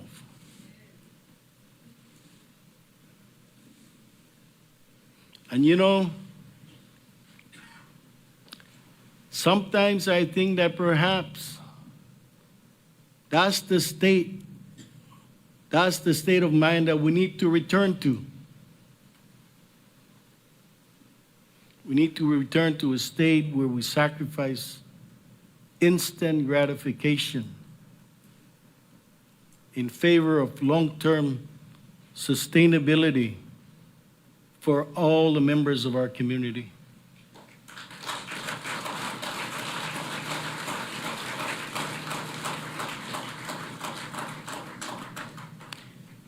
We need to return to a state where our government serves the entire public and not just a few.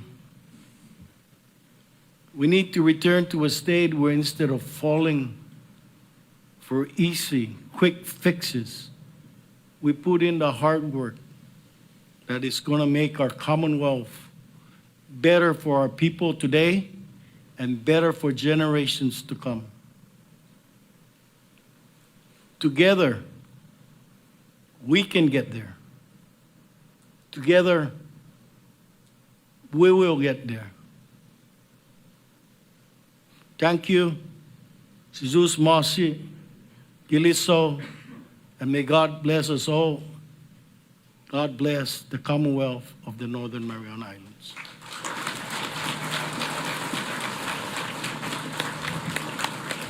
All right, that's our governor of the Commonwealth Address at the Soupy Multipurpose Center. And you can see that everybody is standing now. They're going to wrap up. Oh, he's got more. The states, I want to recognize one of our sons who's made it into the inner sanctum of the Department of Interior as one of the managing positions at the Office of Insular Affairs, Mr. Angel Dimapan, who is in the audience with us.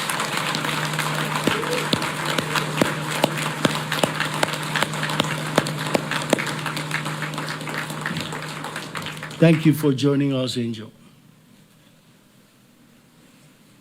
All right, and that looks like they're about to wrap up the session.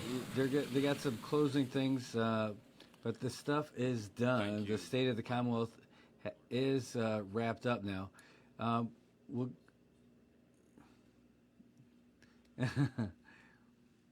We'll see if there's any last little things before they close the session, but I think that's what they're doing here. Yep. All right, so they are going to be wrapping up right now. And that's what they're going to end up doing. We're going to let them wrap that up. Anyway, so we got them on there. And, well, how about that? That was a great session. I hope you guys enjoyed it.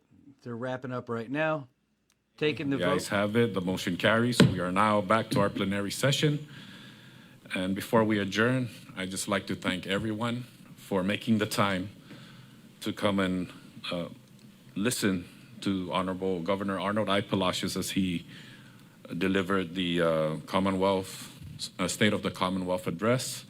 I'd like to thank the Legislative Bureau, the Executive Branch, agencies, NMC, and all supporting agencies for making this event possible. Please give yourselves a round of applause.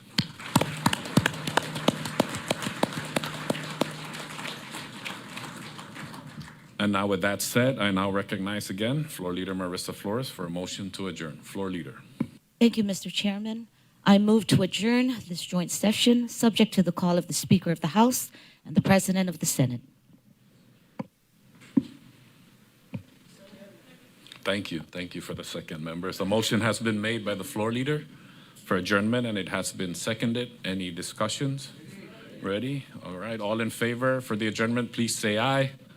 All opposed, please say nay. The ayes have it. This joint session is now hereby adjourned. Thank you, members. All right, there we go. And, Mr. Castro. That's it. LJ Castro's Thank you, got Mr. some closing Speaker. ceremonies for them. Ladies and gentlemen, before we conclude today's festivities, please rise as we welcome Bishop Convocar back to the podium to deliver the benediction. Well, let's get the bishop back on there before we start going. Don't go anywhere yet. We're going to stick around. Let us pray, gracious and loving God, as we conclude this session. We thank you for your presence in our midst. We pray that all that has been discussed and presented may continue to bear fruit, flourishing for our communities. Guide our leaders as they return to their respective duties. Strengthen them with courage and wisdom to pursue truth, uphold justice, and promote unity among all people, that the work of progress may continue and stability be secured. May you bless the people of the Northern Mariana Islands with peace, resilience, and hope. May your favor rest upon our homes, our schools, our workplaces, and all sectors of our society. And may the Lord bless you and keep you. May the Lord let his face shine upon you and be gracious to you. May he look upon you with kindness and grant you peace. And may Almighty God bless you, the Father, and the Son, and the Holy Spirit. Amen.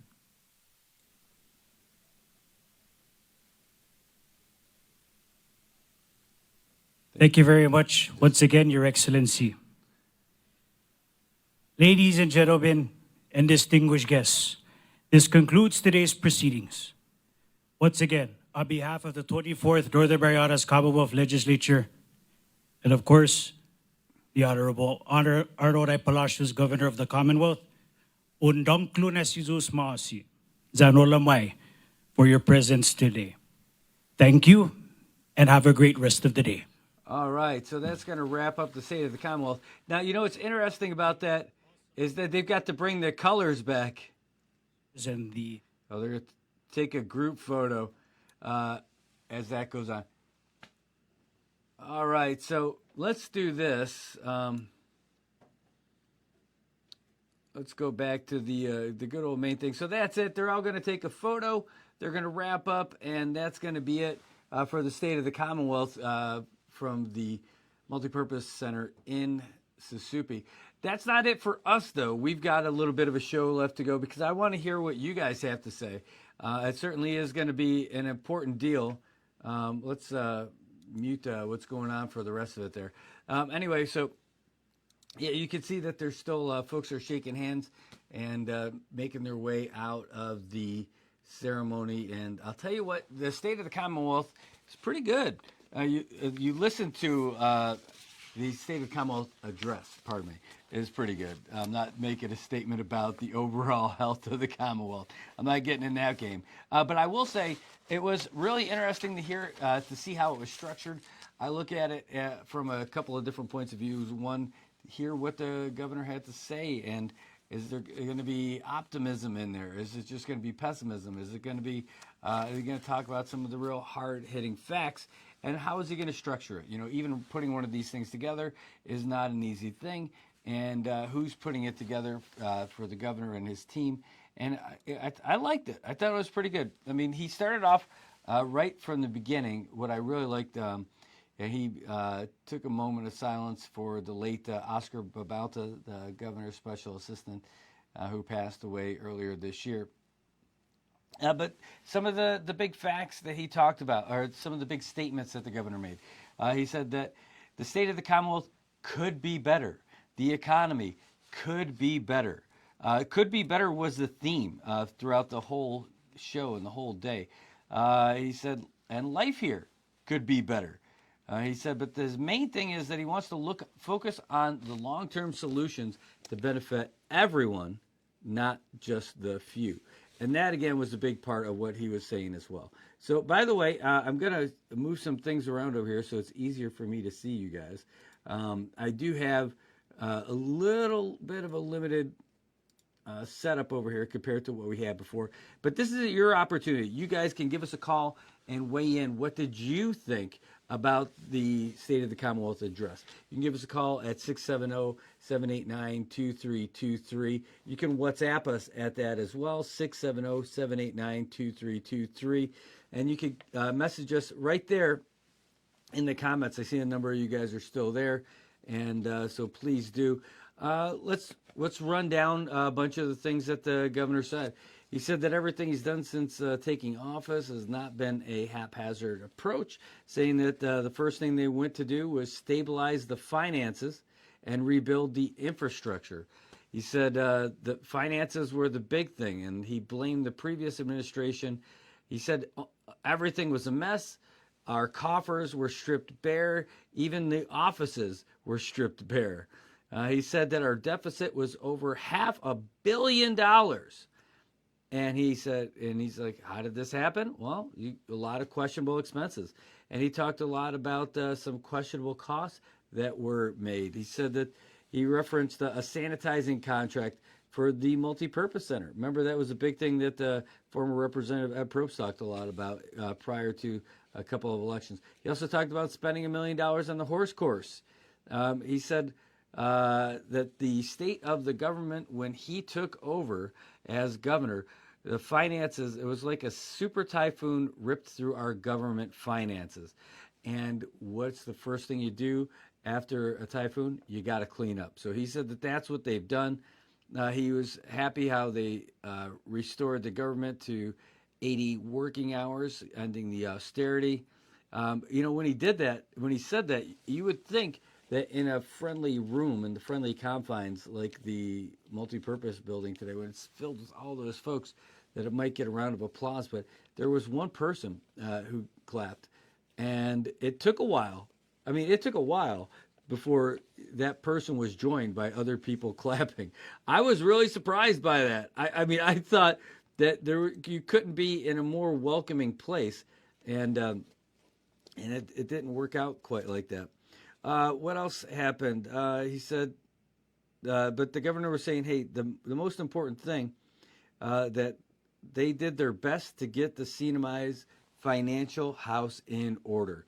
And then he threw it to a video. There were a number of video vignettes that were played throughout the state of the Commonwealth, and they were great. The first one was Secretary of Finance, Secretary Narita Tracy. She, after being credited by the governor for doing a great job since she's been appointed, she gave an update about what was going on. Here we go. Sorry, I could see some of the comments starting to roll in there, and I want to make sure I get you guys in there. Tamara said that she enjoyed the address. She liked the speeches, interviews from his cabinet and the public. That's a sign. Hold on, let me take this part off here. I got to get rid of that pinned comment.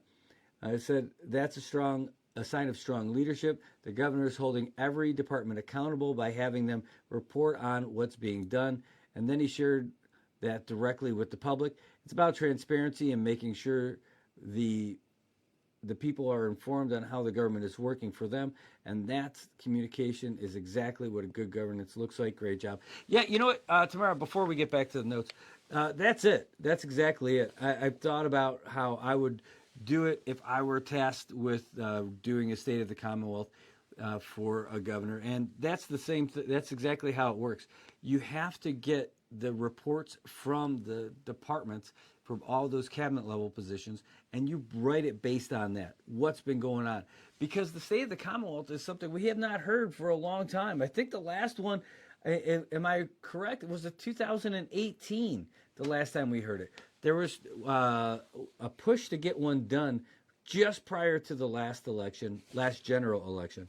And that was going to be at a private facility and everything. So it never happened.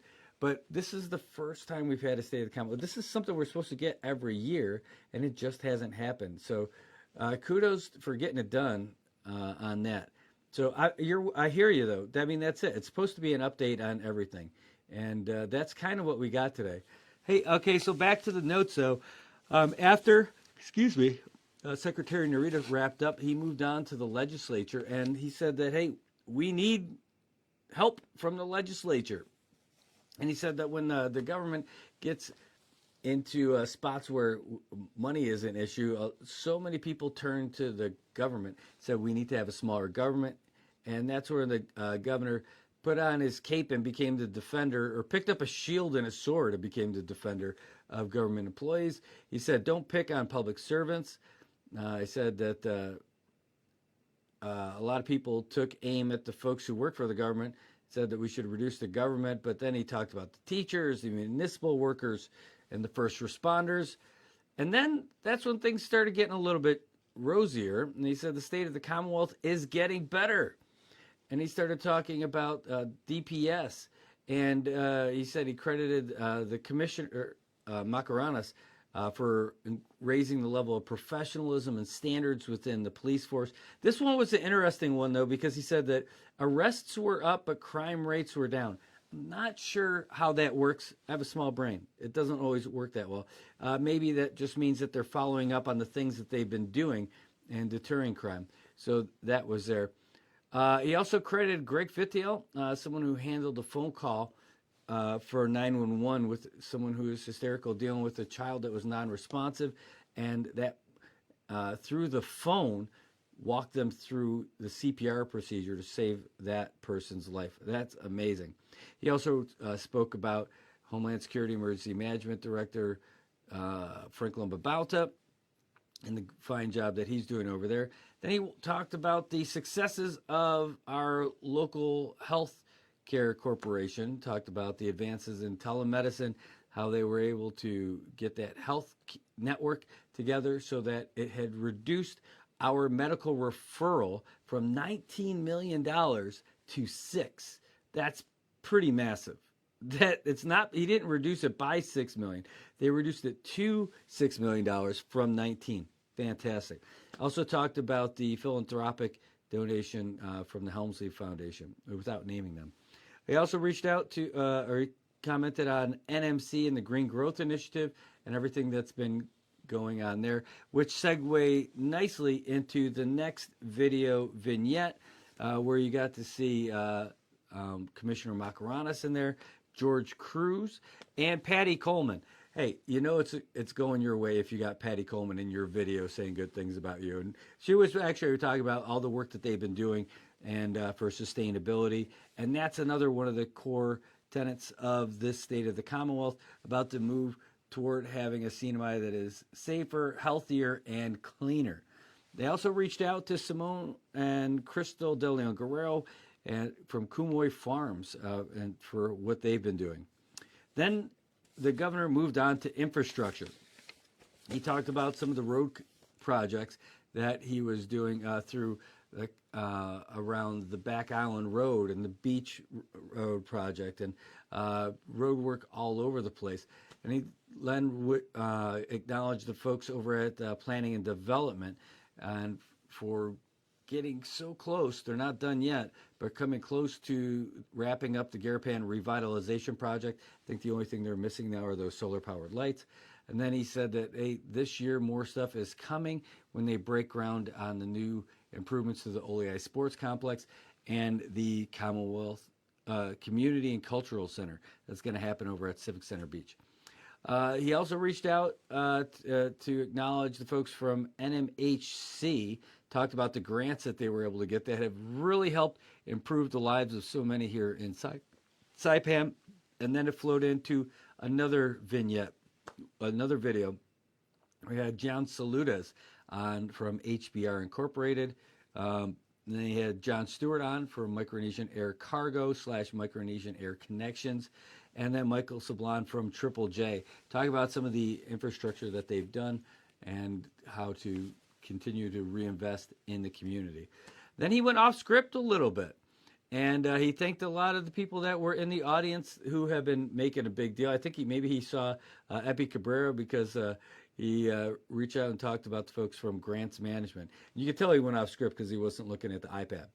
So then he also said he wanted to acknowledge the Agulto family. Now, they didn't show up for whatever reason, but he said that they were the recipients of one of these houses that the post-typhoon stuff, 2-bedroom, 1-bathroom house. He said, hey, look, it's safe, it's secure, and it's theirs. And we'll do it one house at a time, one family at a time, but we are improving the Commonwealth. And the governor then moved on to talk about the state of the Commonwealth is actually getting better as we continue to stabilize. And then he started talking about the digital economy, the $81 million grant for the BEAD program. And he said, at one point, he said, this will be making us the place where America's internet begins. At that point, he even acknowledged Jim Bigley, the CEO of Citadel, the parent company for IT&E. He also then looked out to the folks running the broadband boot camp and saying that we're developing our labor. He said, we're not just catching up, we're leading.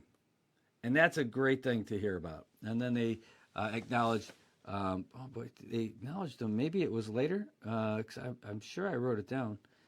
I don't see his name here. It's going to be on the other page. Then they talked about working with Department of Defense, with the military infrastructure, and then about the need for diversifying the economy.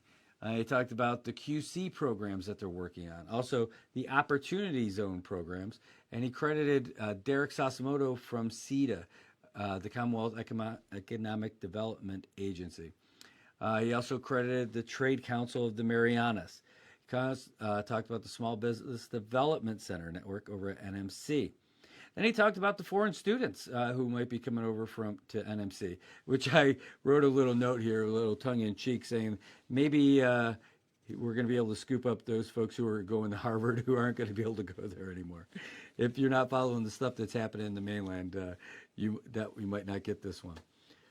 And then he went into talking about tourism. And he said, we never really gave up on the Chinese tourist market or any other market. Right out there, plain as day. And then he started shining a light on the new managing director for MVA, Jamaica Tyrone, and talked about their new strategy, talked about remote work, talked about the capitalizing on the cultural renaissance out here. And he also talked about the need to diversify beyond tourism. And he said, and then it went even further, and as he's building up to the next vignette, he said he's saddened by the businesses that closed, but more have opened, per the Department of Commerce. More businesses have opened than any of the closures. He said it happened at a rate of 4 to 1, that every business that has closed, 4 more have opened, based on the Department of Commerce. That is an interesting thing. That's when they went into the next video vignette, where we had Jamaica Tyrone, Joe Guerrero, the president of the Saipan Chamber of Commerce, Nadine De Leon Guerrero, the director for the Small Business Development Center, David Hood from the Sheraton, and John David Regis from Department of Commerce. And, what I thought was interesting is that Jamaica talked about our core markets of Korea, Japan, and China, and then talked about our emerging markets. This is interesting. Europe, Australia, India, and the United States. I want to hear more about this. I want to hear more about those being emerging markets for us, and that should be really good. It was at that point, actually afterwards, that's when the governor talked about the fellow from the broadband boot camp, Dan Ogumuro, who was in the audience, and talked about how he's going to be one of the leaders in the CNMI, him and all the other folks who picked up all this knowledge at broadband boot camp. Then the governor even said, hey, we need all the help we can get. At this time, they were getting closer to winding down. We're almost done, too. The governor then talked about the federal government. He talked about the national priorities and talked about making the CNMI safer, stronger, and more prosperous through our partnership with the United States. And then he talked about the 902 talks and how everything that he had been doing, even though he was engaging the folks from the Biden administration toward the end of their term, he was saying, my strategy worked out.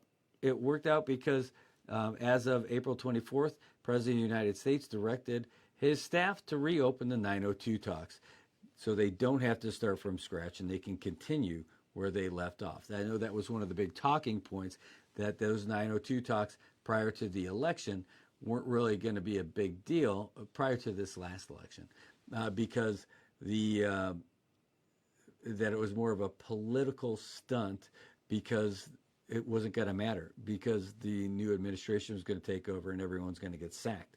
Well, he's saying that, hey, our strategy worked because talking with the president directed his staff, hey, get those conversations back going again so we can keep these concerns for the CNMI on the record and see what we could do to help them out. Good stuff. The governor said he was going to push for cabotage exemptions for the CNMI and also the push for essential air services for the CNMI. Essential Air Service is a federal program, by the way, that works for rural and underserved areas.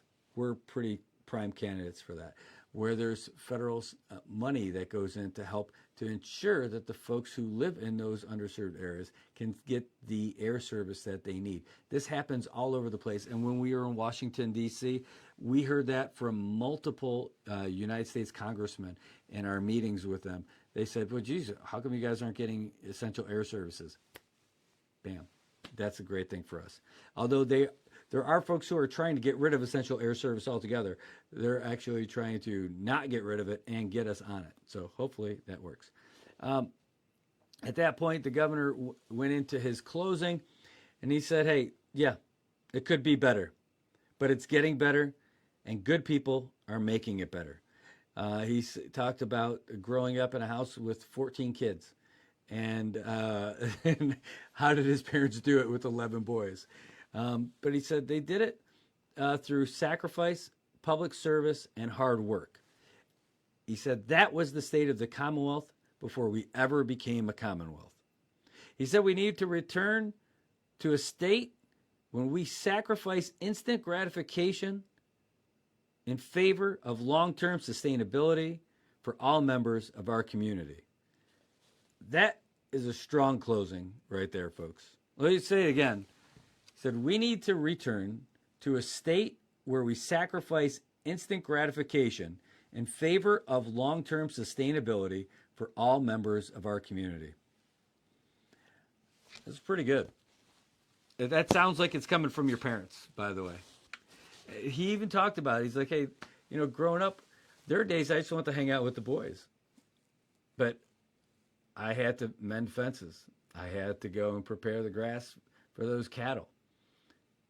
So he had to make those sacrifices. And it paid off. And he's saying that it's going to pay off for the Commonwealth, too. Well, folks, that's what we got. It is a 12:15. You're probably hungry. You probably want to get some lunch. So unless you've got any questions, comments, I'm just going to check the WhatsApp machine. If you're trying to give us a call over here, you should be able to, but you might not be able to. So fun fact, I'm doing this from my parents' house outside of Buffalo, New York, and I'm going to be heading home tomorrow morning, and I'll be back on the ground Saturday to start doing all the fun stuff that we do normally in our regular studio at our regular times and our regular locations and everything. Want to say thanks to you guys for tuning in and for following us and giving us all kinds of info. You always give us a lot of great stuff and a lot of great ideas, and I could not do this without you. And I know that sounds a little bit rah-rah stuff, but it's the truth. This thing doesn't work without you guys. This thing works because we're doing this for you. So thanks for your kind words. Thanks for the comments. And, thanks for the prayers for my dad. I really appreciate it. Today, I got to spend quite a lot of time with him. I got to spend a lot of time with him, but I mean like outside of the house. Now that he's back from the hospital, and he's still got some recovery to do, but he's good enough where I can come home now. And I'd like to say that how much I appreciate it. My family appreciates, again, your kind words and your messages and your prayers for him. I don't know if you believe in it, but I do. And it certainly made things go great here. Anyway, I can't wait to see you guys again. And it's just a couple days away. Thanks to Kathy for holding it down for our family. You are the MVP for us. And thanks, babe, for doing that. I'll see you when I get home in just a couple days. All right. I love you. For the rest of you guys, I guess I love you too. And we're going to wrap it up here. Sorry, Ryan says foreigners are not coming here. How are things going to get better? Great question, Ryan. There's a lot in there, and that's what he's talking about. It sounds like a lot of belt tightening and readjusting where we're at, appreciating the folks that we got, and trying to build it from there. That's my best. That's my nickel version of what he was saying. Yeah, so thank you guys for tuning in. That's our show for today, and want to thank all of our sponsors for sticking with us. And we're going to have some new ones on the way too. I'm really excited about that. So in the meantime, I'm going to wrap this up, and we'll see you guys when I get back to Saipan. Hopefully you guys are having a great week, and I hope this will spark some conversations, and we look forward to hearing more from you guys soon. All right, have a great day. Take care. Hi, I'm Shauna from Island Skin Solutions. This Mother's Day, pamper a special mom in your life with 10% off gift cards of $100 or more. We're celebrating moms all month long, so this offer is valid for the entire month of May. Got Medicaid? Paradise Dental's got you covered. We've got you covered from the moment you walk in the door with some of Saipan's best smiles. Medicaid covers your fillings, your extractions, and your checkups with no out-of-pocket expense. And Medicaid covers all of your x-rays without any additional cost to you. So remember, if you've got Medicaid, you're covered. Don't wait for a toothache. Call Paradise Dental today. Come here often.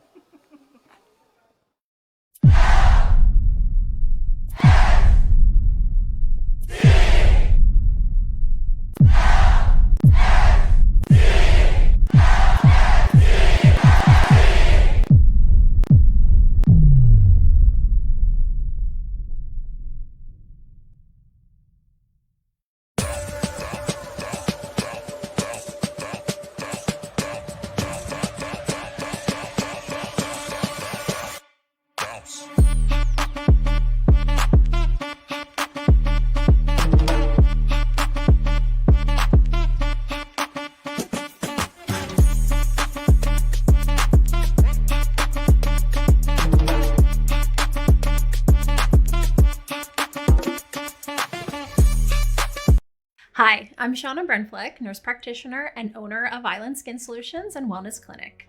We are Saipan's only medical spa offering a wide range of services to meet your unique skincare goals. We offer exclusive medical grade skincare products that can only be purchased from a licensed medical professional. We also have the CNMI's only master esthetician who offers new patient consultations that include a mini facial tailored to your needs. Schedule your consultation today to get started on your skincare journey. Paradise Dental's giving you the gas. Well, not that kind of gas. You already know that Paradise Dental has the most affordable coverage in the entire Marianas, and now we've got something special just for new customers. And now for a limited time, Paradise Dental is offering free gas vouchers for new signups for their coverage plan. If you sign up for a singles plan, you'll get a $10 gas voucher. If you sign up for a couples plan, that's a $15 gas voucher. And if you sign up for the whole family plan, that's a $20 gas voucher right after your first visit. So hurry down to Paradise Dental and sign up for the CNMI's most affordable dental coverage today. These gas vouchers are limited, and with smiles like these, you know they're gonna go fast.